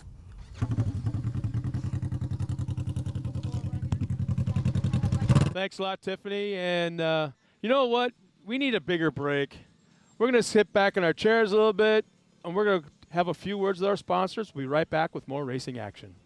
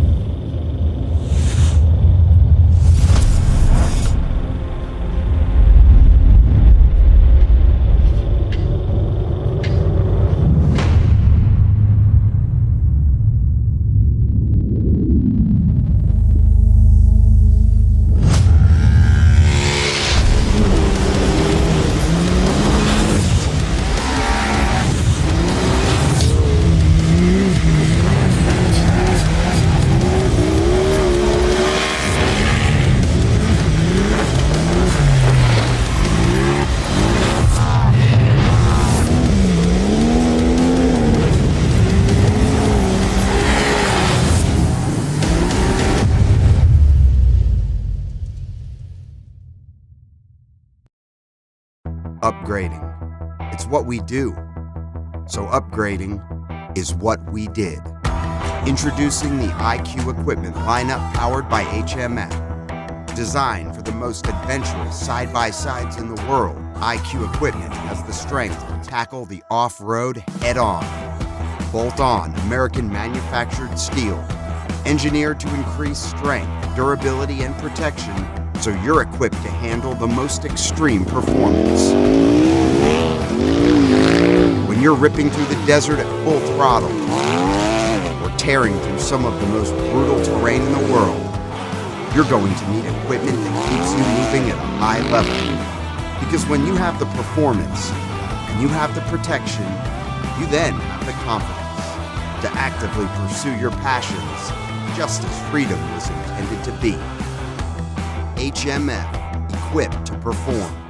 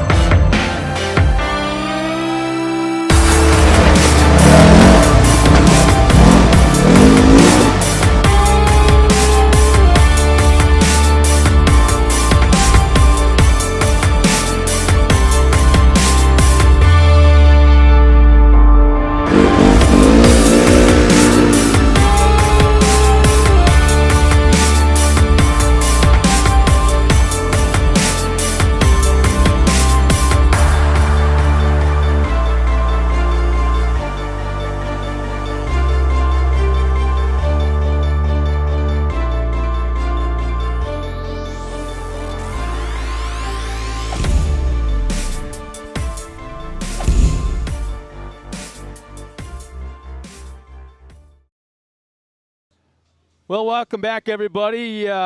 You think you're missing some race action here this afternoon here at Mid-America Off-Road? You ain't missing nothing yet, because just down the road, about 12 miles, we've got something else going on. We have got the BMR going on, and there's all kinds of crazy action going on. In fact, this happened last night, and it's going on right now as we speak. Let's check it out.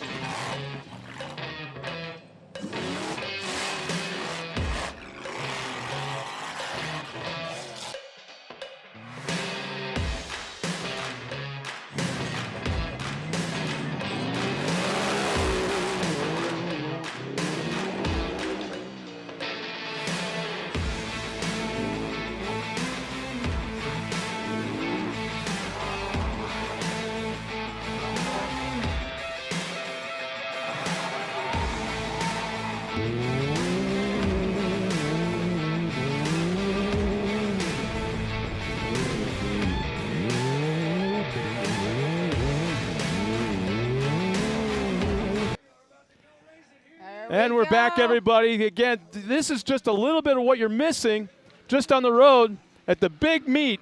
Oh, boy. The big meet run, the BMR. Yeah. BMR. But right now on course, we have our women's turbo and our women's NA class. All women out there racing. I'm a little jealous I'm not out there because I love racing, but I am excited to be here announcing it and watching these ladies out there kicking booty on course. I'm not. Yeah, I was going to say I'm not sure they were given a chance to practice this morning, but I see a couple of muddy cars out there still, so maybe they did. But I can't help but think they're a little bit timid because the track conditions are majorly different as we take another green flag. Yes. For the other division. So first off the line was the turbo class, the women's NA or turbo. Second will be the NA class. They're not going to let the NAs go out before the turbos. Yeah. Of course, we all know the reasoning behind that. Do not need to explain it. I kind of get the feeling that when the women take the green flag, they go up to the top of the hill, to that soft left-hand turn into a sharp left-hand exit, and then go down the hill and kind of go, oh, shit. Yeah. Well, you know what? So they're kind of timid that first time. And that downhill right there, when they're coming off that first high bank turn, when they're coming down, it's such an off-camber right-hand turn before they go into a jump. Yeah. And a third division going out. Oh, that caught me off guard. Meanwhile, Ace's Wild Band, they are on their way here, and they will be playing at the shop tonight. So that's super awesome. That's going to be cool to see. I'll call them out when they get here. I believe they were the same band from last weekend. Okay, so the reason why there's a third line that went off, with the first line that went off was the women's turbo. Second line was an NA. There were 5 NAs, and then the third line that just took the third green flag is another NA turbo class. Okay. Or not NA turbo, that doesn't make sense. Another NA class. You've been here too long already. Yeah, and they are all doing 4 laps. So it's super exciting. They are, I'm wondering what the fastest lap time was of today. We'll find that out here in just a little bit. But these ladies are out there doing awesome, battling it out on course. We had the number 14. Let's see, we have first place right now went through is Kendra Hoop. Second place is Caitlin Helms. Third place is Katie Thomas. Fourth place is Lacey Tewksbury. Fifth place, Morgan Vanover. Sixth place is Melissa Smith. So we have a variety of vehicle manufacturers out on course right now. We have Can-Am, Polaris, Arcticat, Yamaha, Honda. We have all of the different manufacturers out on course right now.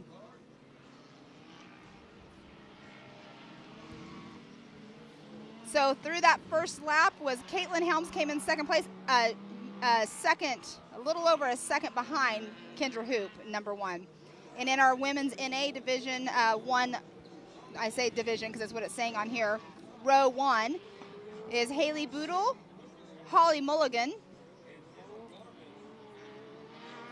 That's a Yamaha and Arcticat out there in the NA class right now. And then Brooklyn Singleton, the number 16, came in third place.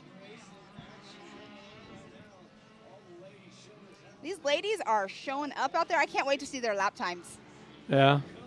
It's not going to upset you because, like you said, you wanted to be out there. I would love to be out there, but you know what? Just because you're up here doesn't mean you can't step away for 2-3 races. I did that last year at one of our races. Nothing wrong with that. I was asked to co-drive in our race at Sturgis, and I hopped in. Yeah. Yeah, it was a lot of fun. It was in Jamie McCoy's car, and Jason Watts was driving it for Jamie, and we ended up third place that race. It was a fun track.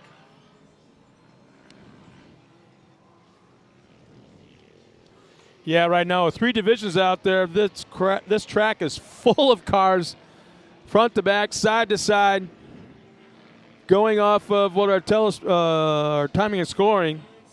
So we have 16 different races going off the line today. And next up, we will be having our Pro Turbo. The bad boys. Oh, that's going to be a good one. And we had Mr. Cody Martin. A whole different sound. Oh, it's a whole different ball game. Yeah, it's the minors to the majors. I'd almost say it's the all-star break. There we go. Yeah. All right, so we have Kendra in the turbo division for our women's class. We have Kendra Hoop in that number 1 position, Caitlin Helms number 2, Katie Thomas number 3, Lacey Tewksbury number 4, and Morgan Vanover in that 5th position right now. These ladies out there racing, I don't know all of them. I should go out and chat with them. I used to race in a Can-Am X3 myself, and but out there, I need to get out and chit chat with these ladies. I have talked to a few of them. Have a Cosmo or 2 with them. Yeah. Sugar on the rim. I'm more of a beer girl. I don't know. Give me a good lemon drop, though. There we go. Boy, tight 3-car race. Head through the rhythm section onto the backside.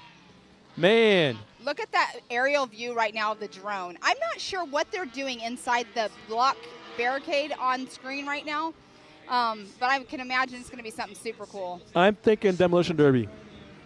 Oh. Huh. You can throw it with water, fill it up. It doesn't exactly flow out a whole heck of a lot, and it keeps the cars in control inside. I'm guessing. Huh. That would be interesting. An indoor track? Yeah, I indoor did track hear them for talking about what? that. Well, that's way too small for a moto track. Yeah, that's what I'm thinking. It's a demolition derby, because I've seen that same thing kind of set up in Chicago one year, and the K-rails keep the cars from going in. Sometimes throttle stick and all that kind of stuff, and it kind of keeps them in. But I could be way off because there's actually grandstands over there too. All right, so in our turbo class, it looks like we have Kendra Hoop, Caitlin Helms, Marisa Smith, Crystal Rowden, Jennifer MAO. We have 4 laps that we are racing in today. If people were wondering who that voice was in the background that was telling us what was going on. And they can't hear him. Oh, He's really? only in our ears. Oh, man. He only gets to sweet talk to us. That's the voice of God. It's like, Scott, Trevor. Scott, this is God. Oh, my gosh. We have a race coming up. It's Trevor. He is the soon-to-be son-in-law. Oh, Taylor. Sorry. My bad. Yes, he's soon-to-be son-in-law of Clyde. They have a wedding, I believe, in Colorado coming up. Yep. See, I remembered that part. Sorry, Taylor.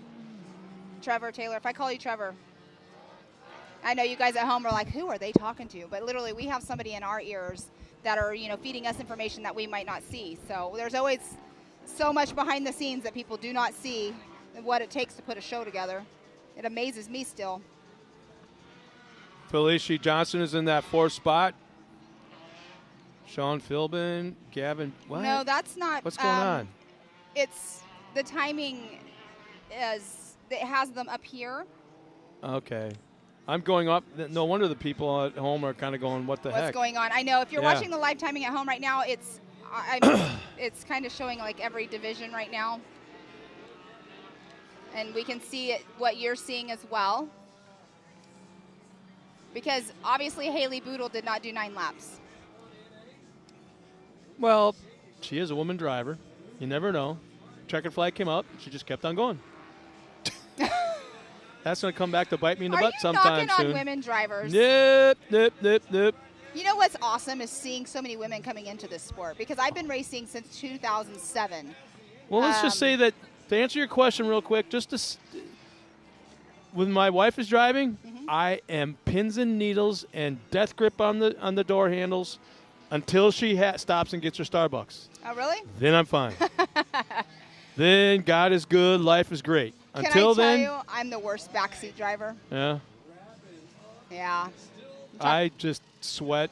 You just let her get her coffee and then you're good. Then I'm fine. Then I can breathe. I wouldn't say relax, but. Sorry, everybody at home that's seeing the live stream that's showing that people that are not actually on screen. Yeah, at least the checker flag is out. Oh, we've got, that's. I'm not sure. But is the banner wrong and the car's correct? The banner is not correct. Well, I know. Is the banner wrong, but the racing correct? The racing should be correct. Because they did about. Well, you got to understand. Here's the thing to think about. We often say how it's amazing. King of the Hammers is able to pull off what it does out in the middle of lake bed. Well, you know what? This is not a lot different. Right. We're out in the middle of Oklahoma. In a small town. In a very desolate area. Not desolate. In a very rural area. With not a lot around it. So we're kind of trying to pull off the same kind of concept. Exactly. And it's only going to get better. Right. Jason and Brad and the gang here, they know what they want to do. They have a goal. And they're just, but they have to check with the boss first. Only, you know who that is. Well, yeah. Miss Gayla. She's amazing. If they don't ask her first, she's always in the background at the top of the hill looking down with a one raised eyebrow. So we can't tell you. Our time of scoring is all messed up. Right this second. But I do know that in a moment we'll be going down trackside to Tiffany Stone with our winning interview. It won't be. Oh, okay. So I guess the winning driver kept on going. I'm just wondering if the ladies want a guy down there to interview them instead of you never know. Oh, my goodness. Well, it wouldn't be me because I'm not. Are you going to run over there? I'm not a draw. You know, the women that see me definitely will keep on going. So what they'll do, like we've been doing all day long, they'll clear a course. Well, it sounds like Tiffany does have somebody down there. We're not exactly sure who, but let's go down to Tiffany Stone with an interview.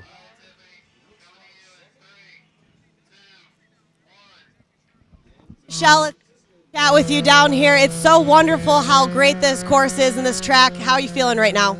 Well, I'm a little disappointed, but considering everything, I mean, it was fun, it was exciting, unexpected stuff, it happens.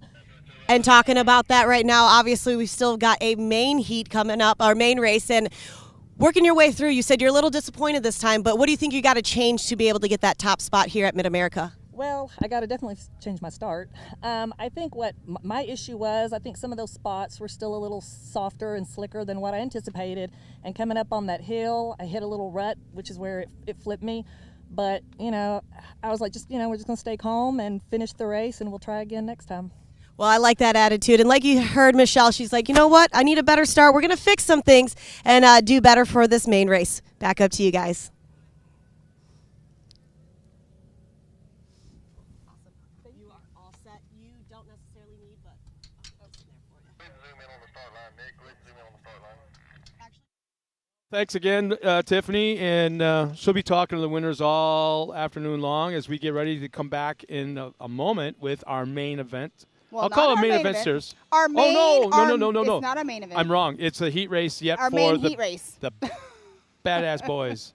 This is when the big boys will be coming out and showing us what they got in race number 13. It's going to be our pro division.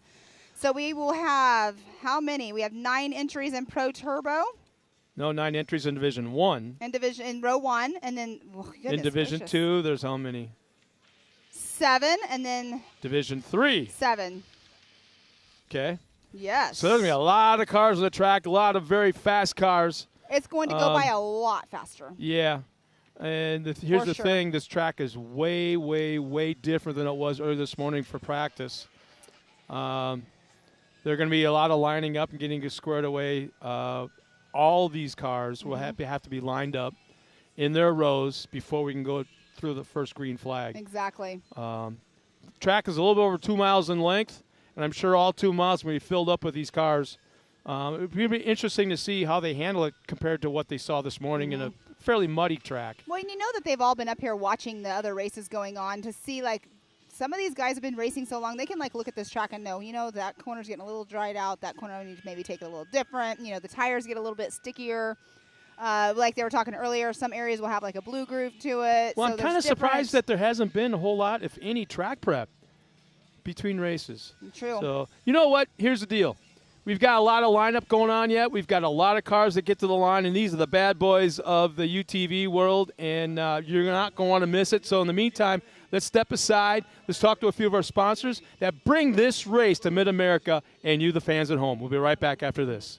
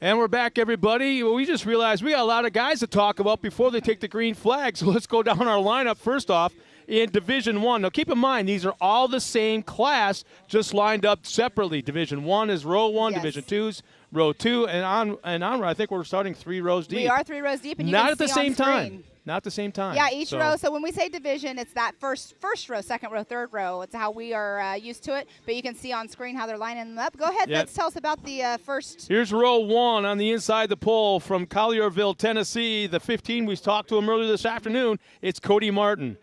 And right alongside of him is Kobe Caraway from Blue Ridge, Texas, in the 18. The 21, Kanan Baker from Owasso, Oklahoma, in the 21. From Benton, Arkansas, Randy Clifton in the 53, alongside Pablo Jimenez from Boulder, Colorado, in the 73. Ryan Tewksbury from Colleyville, Texas, in the 81. Miller Sport, Ohio. Kyle Cheney in the 191. I'd have to say he'd probably be the favorite out here this afternoon. If you haven't heard his name, then you have not watched Short Course. And I call him the Iceman. Do you ever see him get mad or ever see him get happy? He's always just level. And then finally in row 1, Zach Smith from Claremore, Oklahoma, in the 2021 or 22. 221. 221. Jeep.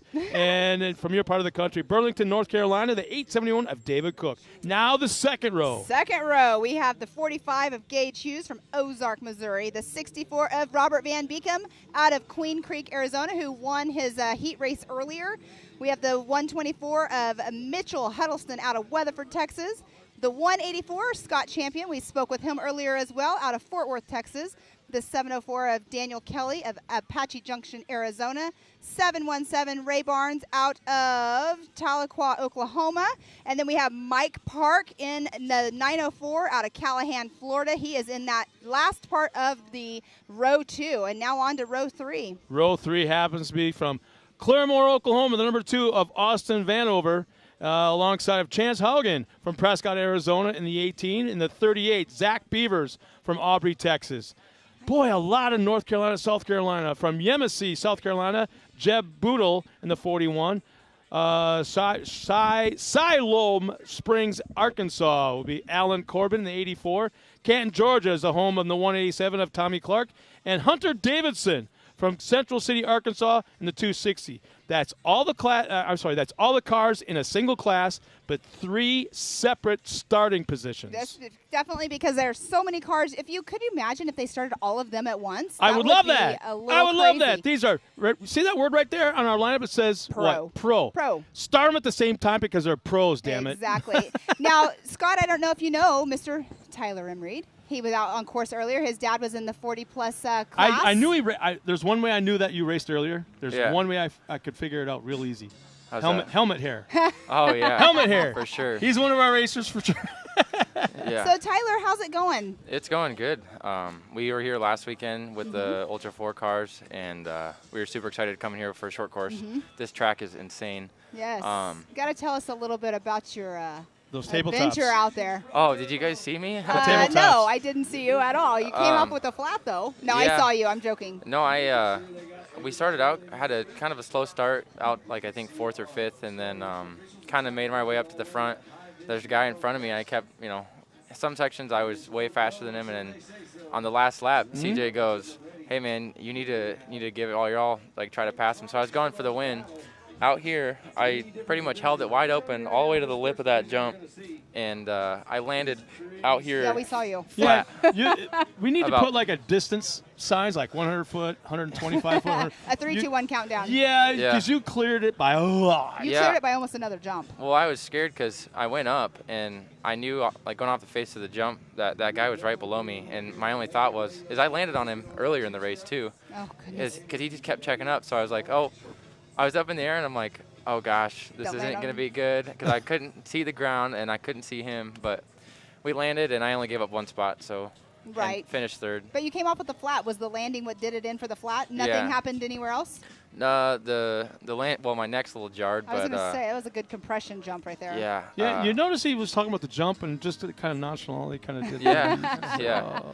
Definitely left its mark, but no, all we had was like a flat and then a bent radius rod. Because all that impact, coming down on that tire, really. And I tried something new at this race, not running any bead locks, just to see if the tires would hold, and they did. Okay. What ended up breaking the bead lock is landing like I did. So because a lot of guys run bead locks out here, but I was out there testing it, and they held up just fine. Well, that's good. That's What's really it like good. having CJ in your camp? Oh, it's insane. I met the Greaves last year. Sorry, I'm not trying to interrupt. We'll go back to talking about the Greaves here in a second, but you just saw Todd going along the line, making sure everybody is good, and the first row's getting ready to take off. Okay, I predict, let's see, whole shot in Division 1. The rest of them. Come on, girl, work. Oh, my goodness, so many papers. She's all messed up. Oh, whole shot, yeah. Oh, who do you think is going to get it? Easy. There's your roll 1. Cheney, going Cheney all the way. You want Cheney? Yeah. I'm thinking Caden Baker, too. That's easy. And right there's the whole shot. I think it's Cheney. Yeah, it's Cheney. It is Cheney. Somebody did roll there down at the bottom of the hill. I'm telling you, there's something going on with that left rear on Cheney. Oh, Cheney's no. got a flat. I'll bet you money Cheney's got a left rear flat. Yep. Yes, he does. He And came this down is- the hill. And this is what's really, I'm going to say it's really sucky. We don't have a hot pits here. Yeah. Yeah, he's just going to have to limp that. You know what? We talked about competition yellow, and right here's the need for one. But you know what? It just We're took him out only of the in race. the heat race. Cheney's going to Still scores points. Right, but what will Cheney do? He's going to try to make this lap, pull off course, and what he'll do, he'll go back to his pit. Why even finish this heat race? Well, I'm not saying he's going to because it's. I would. You just. Wow, Yeah, Kyle Cheney. He came in, well, that turn right there, if you come in sideways and hard enough, you will, it puts so much side load on those tires, unless you made contact.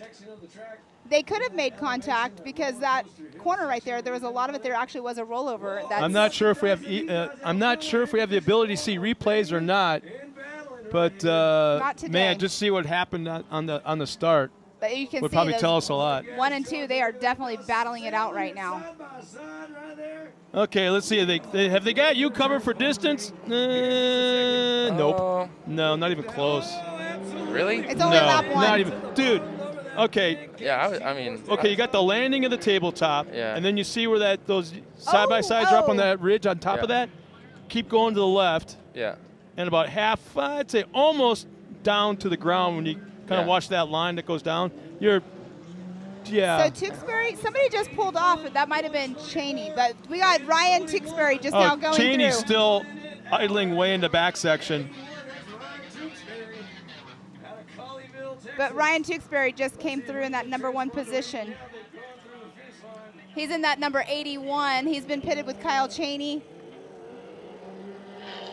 So how long before we're going to see you out here in this? So I run again in Pro NA. Are you talking about Pro Mod? Yeah, you. I mean, here now. Pro Turbo. This class. Come on, man. Hey, man, we got a pretty busy schedule. We're running 4 different series this year, and Ultra 4 included. So, I mean, I have some things to do in an NA car before I even get into a turbo. So I have a question for you. We do have a race overlapping Crandon this year. Yep. What's your strategy on that? Oh, we got to do it. Last year how are you going to do it? I mean, besides Crandon, we have a short course race here on the same weekend as Crandon. Oh, really? Yes. I thought you said it's at Crandon. We have an Ultra 4 race at Crandon. Yeah. But then there's a short course race. Oh, here? Yes. Well, I mean, I'll be racing Champ too, so okay. I mean, I'll be at Crandon for sure. Yes. Crandon is a must place to go race for sure. Look at the battle going on with 1, 2, and 3. That is Ryan Tewksbury. I can't make out who the 2nd and 3rd position is right now. Ashley. Oh, there we go with the messed up names again. Don't look at the banners across the bottom. Baker's in 3rd. I don't know what that. Oh, look at that. That is that turn where you can either use the bank on the outside. And look at the dust. Look at that dust. You know what they'll probably do? They will more than likely bring a water truck out here before they hit these main events. Yeah, you got these guys covered with the distance off that tabletop. I'm definitely checking up next race. So we have Mr. Paul Wolf is standing right there below us here. We saw him at the BMR last night. Let's see if Tewksbury can hold on. Tewksbury on the gas right now. Look at him sailing that 81 machine. I thought that he was actually racing today. In second, we got a battle back here. 221, Zach Smith. Zach Smith, okay. Okay, so Kane Baker, Zach Smith. We got Cody Martin, or not Cody Martin, Ryan Tewksbury. So Cody Martin, where did Cody Martin go? Was he a victim of was he the one that rolled over at the start? So it goes 124, I think one. I'm not sure. See, the start, something happened at the start where we had a car roll over, and then it was soon after that Kyle Cheney dropped out with a left rear flat tire. Yes. So I haven't seen anybody else drop out at this point. So I'm only going to guess that it was Martin at the start. It must have been, took a tumble down there. So where'd all the other cars go? We're missing a whole buttload of cars. So let's mark here. 3 heats? So we have, there are, well, they haven't started second row. Oh, really? Because of the rollover, something right here. Huh. I was so wondering. On course right now, Kyle Cheney is a flat, right? So he stopped. Ryan Tewksbury, he's running lead right now. They said Kanan Baker's still going. I think Kanan's in 4th. So if he's in 4th, when we get this timing updated right here, we'll be able to give you guys the what a battle for information. 1st and 2nd right now. This is absolutely what makes this sport and puts it on the map. But here's the thing. You guys are going so fast out there now. They go off those jumps. They land in the downside section, so they're on the ground already. But when they come in at levels off, it completely bottoms out. It just G's out. Yeah. And you're going fast when you can do that. Yeah. You're not G'ing out from the landing. No. You've already landed. Yeah. I mean, but as soon as you get on that landing, you got to be right back on the gas, and you're pulling that. You got to keep pulling that car forward. So, the 124. 124. All right, 81, Tewksbury still holding it That down. is Mitchell Huddleston. 124 on the gas, and we got some battling right here. Oh, no. Oh, and then our third place car, another car no, with a left another rear tire. flat. You see a tire come off over Yeah, here? left rear, and heading for our camera guy. It's just going to be another obstacle. I'm wondering. Looks like that's Kanan's. He lost that left tire, and he's still going. That's not going to be very friendly on the track or his car. I think the wheel came off too. Yeah, he's on a hub. That's going to make it tough. Luckily, it's mostly left-hand turns, so that's not going to be too bad. Oh, but he has to cut that one short. Yeah, you might as well turn around and come back. Why risk your car right now? When So you what's can the come in most and get it famous? fixed? What's the most famous song that's usually played at this point in NASCAR when that happens? I don't know. I don't watch NASCAR anymore. You picked a fine time to leave me. As in his tire and wheel. Oh, he's out of the car. Yeah, there's some there's full some letter words emotions. popping. There ain't nothing mixed about it. It's all one way. So how many cars we got going left? Three? That's it? 3 right now. So, I mean, they're going to have to take these guys' times and then combine them with the others that have not actually gone off the line. Because there's still 2 more heats of Pro Turbo, correct? Right, exactly. Tewksbury still charging. He's still trying to hold on. Everything. Well, yeah, I figured I'd just come say hi and check in on you guys. Yeah, exactly. You guys Now, are having fun up here. what is your strategy going into the race? I'm just, skinny pedal down. Do what I just did. We have a fast car, and I'm here to do one thing, and it's win. There you go. Because we work so hard, and we go, we've been at it for a while, man, and we got to get on the podium. It'll make it so much more worth it. But what do you must do before you win? Take the green. What's the famous saying? What? To finish first, you must first finish. Yeah, you got to finish first. Well, Not with the flat tire. Hey, I'm just glad your keister's all in one piece after that landing Oh back my there. gosh, we were like, oh, that was hard. No, it was. I about lost it. CJ came over and was like, "Hey man, are you all right?" And I was like, holding on to the steering wheel, and I was like, "Well, at this point, I'm just gonna cross the finish line. I don't care who passes me." But So do you have an inversion table at home? yeah. Yeah, you might want to hang on that when you get home. Definitely gonna get a massage when I get back to Nebraska. Oh, there you go. Chiropractor too. Yeah. No, but having CJ in my corner has definitely That's helped awesome. so much, and then getting to know those guys has been it's incredible. They are just so full of information, and they'll make you better just by sitting there and talking to them. Right. Well seasoned. I saw you up in their class yesterday morning. They had to end up canceling the on-track stuff because of all of the weather. Yep. But I heard there was like some talks about shocks and just going over stuff in the class. It was. A lot of guys, you can spend so much money on and put it into a car, but go down to the basics. Just take a piece of pen and paper and start there.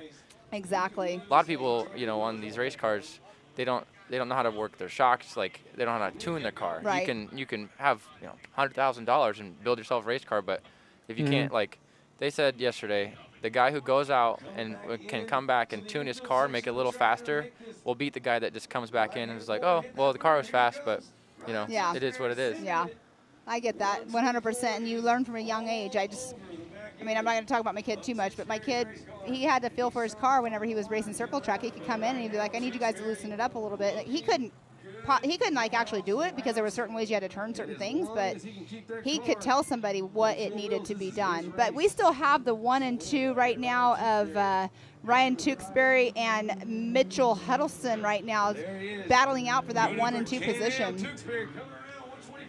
It's going to be Tewksbury.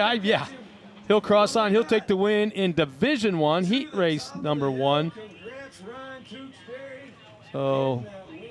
Well, I think I'm going to go watch this next All race. right, Awesome. Well, Yeah. thank you for coming up here. Good luck. Hey, Thank you. try not to, send it, but Yeah. No, you don't want to be shorter when you go home. See, here's our division. What's the difference between send it and full commit? I say alcohol. yeah. He's too young. Well, that's no, fine. I'm 22 now. Are you 22? I thought you were younger than that. No, I just turned 22. I'm starting Okay. to be an old man. But. So, yeah, No. I have 22 years on you. Full send, there's alcohol involved. Full commitment, you're a racer. Yeah. Well, in that case, I'm fully committed every day. Well, like I just said, you just don't want to go home shorter. Yeah, that's right. Well, yeah, thanks for having me, guys. Yeah, and, thanks for coming up. Yeah, look for me because I'm going to put on a show later. Well, best of luck. Thank you for stopping up. Thanks, guys. Absolutely, man. Appreciate it. Thanks. Bye.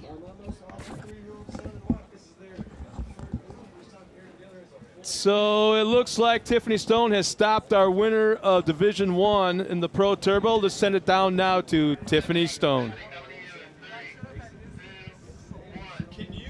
Ryan, that was a crazy heat race out there. Walk us through what exactly you saw. Man, the start was pretty wild because it's really sloppy down there. First turn was fun. When we went up the big hill, a whole bunch of people started piling up and doing 360s, and I got a lucky clean break through the middle of them and just try to hold a safe race throughout the rest of it. And talking about that, obviously, right off the start, we saw a lot of carnage happen. We saw Cody Martin flip right there and everything like that. Not sure if you know about that, but how do you keep your head into the game, especially when so much is happening behind you? You know, when right before the green flag drops, the nerves are going crazy, but as soon as it drops, it's all about trying to make sure you stay as far ahead of everybody as you can. All right, well, I'll let you get back there, get prepared. We've got a lot more racing to do.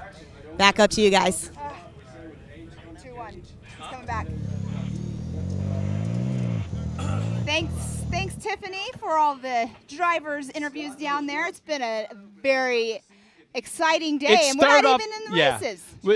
This last race started off really, really hairy and then calmed down really quickly. Yes, it did. Two of the biggest names dropped out almost right away. And that tells you right there, this is a tough sport. Oh, they're starting off the line. So this is row number 2 of Gage Hughes, Robert Van Beekum. Mitchell Huddleston was just now in the last race, actually. Scott Champion, Daniel Kelly, Ray Barnes, and Mike Park. Now will we, since there wasn't an incident at the start, will they wait 30 seconds, 60 seconds, whatever it is, and start the 3rd division? I'm not no race director or anything, but if I had to guess, they're going to start these 2 classes as they would have originally, and they're probably going to have to just filter in the times from the 3 guys. Yeah, it's all done in time. When you run it like this, that's all. In fact, there they go. They started probably 30 seconds apart. So that's what they'll have to do is the top 3 guys that just finished. So here's Division 3 now starting. So this is Austin Vanover, Chance Hagen, Zach Beavers, Jeb Boodle, Alan Corbin, Tommy Clark, and Hunter Davidson. This is our last heat race of the day before we go into our main events. So we've got some side-by-side racing going on right now for the point in Division 2. Going downhill right there. Sorry. Hung up on the side, man. That car slid down, 30, 40 feet, and it seems like it's still sliding a little bit. Not exactly sure who it is because we're belly pan up in our vision. I know it's a red car. That's about it. It's a Polaris, I believe. So a little bit of a separation, first and second in Division 2 as they cross that tabletop. Nice job hitting that on the downslope. Side by side for 3rd across the tabletop in the air. So what do you think? I mean, right here, we're seeing so many more rollovers and so much more action. It's because the faster guys are out there. They're pushing it as hard as they can. They want to start in that row number 1. Yeah, keep in mind, though, that the track is completely 100 million % different than what they had this morning at practice. It was sloppy. It was soupy. Cold. And cold this morning. Now it's perfect temperature, low 70s maybe, high 60s. Great weather, and the track is drying out, and you can see dust and a lot of it in a lot of different areas. But whether there was tire contact, the guys are, we talk about full commit off these jumps, but as we got a car now pulling off to the side of the track out of the race line, with issues coming to a stop, now back underway, but not. Looks like he might be pulling off. Can't quite make out who that is. There's a red and black Polaris. I'm going to bring binoculars next time. Binoculars so I can see the numbers. I think that's a good idea. So we're going to. This is, like she said, like Pam said, this is the last race of the heat racing today. We'll be going directly into 170 main events. Following this, but whether it be track prep of any kind remains to be seen. Yeah, I almost think that We're going to have to. I think they're going to. They're probably going to end up watering. Maybe not the whole corners, thing. Not maybe the whole corners. thing, but definitely certain areas they'll have to grade it up a little bit. But definitely, so you can't water it without grading it first. Otherwise, you're just creating a greasy condition, and that might be. Oh, and we got another car coming to a stop in the infield. Popped super, super hard, and then just pulled off. A lot of carnage out there. Yeah, and the thing is, dry conditions are conducive to non-forgiving. You can get away with a lot in the slick, wet, muddy conditions. You can get away with a lot. Horsepower will save you in a lot of ways, but horsepower won't save you in the dry. Definitely. It's harder on the drivetrain, harder on the beadlocks, harder on the tire sidewalls. So physically through the finish line just now in first place in this heat race is Scott Champion. He is the 184 Scott Champion out of Fort Worth, Texas. He was up here this morning. Last year, as he was talking this morning about it, he was tied for first in points last year. The person that got number 1. The tiebreaker. Tiebreaker, yes. The person, Cody Martin, who ended up in first position, had more track wins. So he ended up number 2 in points last year. It appears right now I'm watching some of the guys on this tight hairpin right-hand turn, right here just past the first yellow. And the track is still, even though it's dry, I see it looks like a little blue groove forming. But I'm watching that right rear, and they're going into the corner still so hard, that right rear is coming up in the air. So they may be off on the shock setups. They could be. Which wouldn't be surprising under the situation that we're racing in right now. But it gives you the idea that there's still real tacky. I mean, because if you look at it, I mean, this is a short course race, but it's almost 2 miles long. It is long for a short course race. All right, so we are back with our scoring. Everybody at home that has been looking at it. So we have right now, it looks like it says we have Gage Hughes in that number 1 position, Scott Champion in number 2.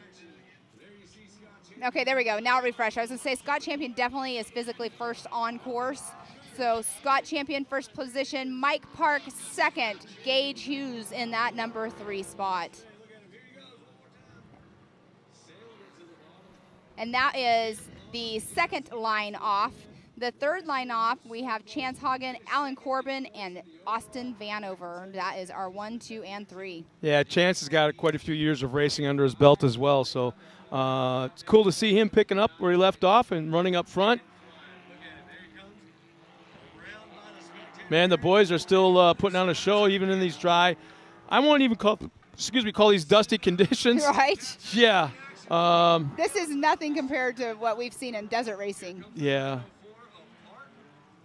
You get everything here. You get the little bit of, the little gravel sections. You get your dusty sections. You get your water sections. You get 80-foot tabletop jumps. You have these big Bristol turns. You have a rhythm section. There is everything in this short course race. I love this track. And I took it on a golf cart, a real golf cart. Mm-hmm. And the elevation changes are what probably make this track more than anything. Just going up probably 200, 220 feet right at the start. Right. You go straight up to the apex of the left-hand turn and come right straight back down again. And the elevation change in the backside. It's not a flat course that it just built jumps in, kind of like, I'm going to say, Lake Elsinore, the Lucas Oil Track, or even Glen Helen. Yeah. This is a natural terrain racetrack, which is the drivers love that kind of stuff. Exactly. Absolutely love it. Speaking of Glen Helen, that's so fun. I don't know what they call that one turn where you go up by the water tower. One of my first short course races there wasn't really short course, but we had a friend of ours that launched off of there. It was a gnarly jump. But we have Scott Champion is in physically on course. It's showing Gage Hughes. There we go. It just updated again. This is saying race number 14. We actually have 16 different heats going on. Some of them have been combined. Well, I find interesting, I'm looking at Division 2. It's Scott Champion, Mike Park, Gage Hughes running 1, 2, and 3. and there's nobody else even on the second lap, and I swing down to Division 3, which is the third heat race in this division. Just updated right real quick right there. Running up front is Alan Corbin, Austin Vanover in second, Zach Peters third, Jeb Boodle fourth, Chance Hogan in that fifth spot, and Hunter Davidson. And they're all on the same lap. So the race right now definitely is going on with the guys in Division 3 race. Yes. As Scott Champion's all by himself on the final lap. Right. Or I'm sorry, the second to the last lap. Well, yes, he has one more lap to go, and the best lap time right now is a 2:06. So remember earlier we were talking do you think they're going to make that 2-minute mark? We'll see in the race. If they were going to do it, it would be on this track right here, the conditions that we have right now. It would happen now, and with track grooming coming up after this is done, I don't see it happening at all this afternoon. No. If they can't do it now, they're not going to do it later on. So do you think with all of the way they did their tire prep and everything, they were prepped for, muddy conditions, and they got their tire pressure set up a certain way? Do you think they changed any of that setup due to the track being so dry? I'm pretty sure that a lot of the guys kind of went from the knobby type tires to, I don't want to say highway tires or car tires, but very, very close to it. The last race or two, I've seen guys pull off slowly, and they're running almost like dirt track style tires. Almost a Hoosier Humpers, Yes. almost like that. But very mild tread design car tires. Yes. Maybe with a little bit of grooving, but not much. Yeah, it's been a very interesting day. We've gone from super cold weather this morning, and now we're heating up. It's a little warm. We have Scott Champion in that number 1 position on that second division. Mike Park, number 2. Gage Hughes in third. Like you were saying, the Division 3, we have all but one car that are all on that last lap. So it's going to be interesting to see the main events of who can get their cars back going for the main event. There he is right there, 184. Scott Champion headed up the hill. There you see Billy C. So Scott Champion will take the win and be in prime starting position for the main event later on this afternoon. And he was all by himself. He was well out front. With a 2:09.529 was his last lap time. I mean, he's going for the win. He wants the championship. 19-second gap between him and Mike Park. Yeah, that's crazy when you're first and second. The separation is that, but it's not going to be that for the no, for the main event. I guarantee you that. Yeah. Now when they're all on course together. So as our finishers continue to cross the line, there will be some track prep going on. Yes. We're hearing definitely at least water, but I'm thinking that you can't water without a little grading as well, otherwise you're just create a greasy condition. But we'll see what's going on. We want to soften the track up and create some new lines for the guys. Well, and they also have to still do some recovery. There's still a couple cars out there on course that they're going to have to recover in, and can't start the next race without those guys in.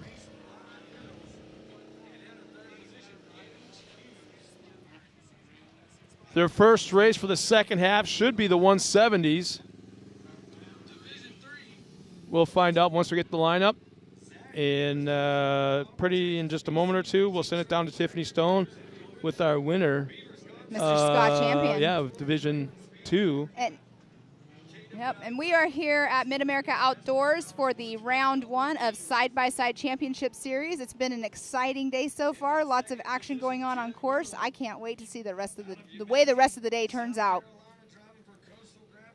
This being the first race of the year, there's a few speed bumps here and there as far as production goes, and we're learning as we're going. Bunch of new people, a ton of new racers, new track. New equipment, so there's a lot going on trying to make everything happen. Exactly. So with that being said, let's now go trackside with Tiffany Stone and our winner, Scott Champion.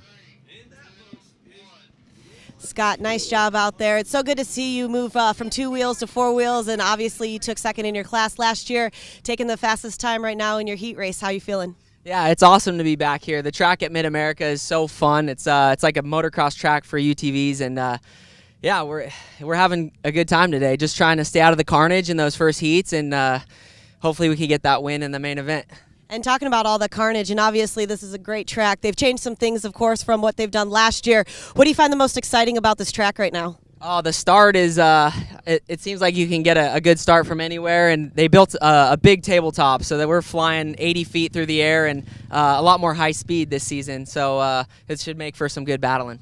Awesome. Well, best of luck. I know you've got that main race to get ready for. I'll let you get back, and it's going to be an exciting main race. Lots of things happening down here. Nice job to you, Scott. Back up to you guys.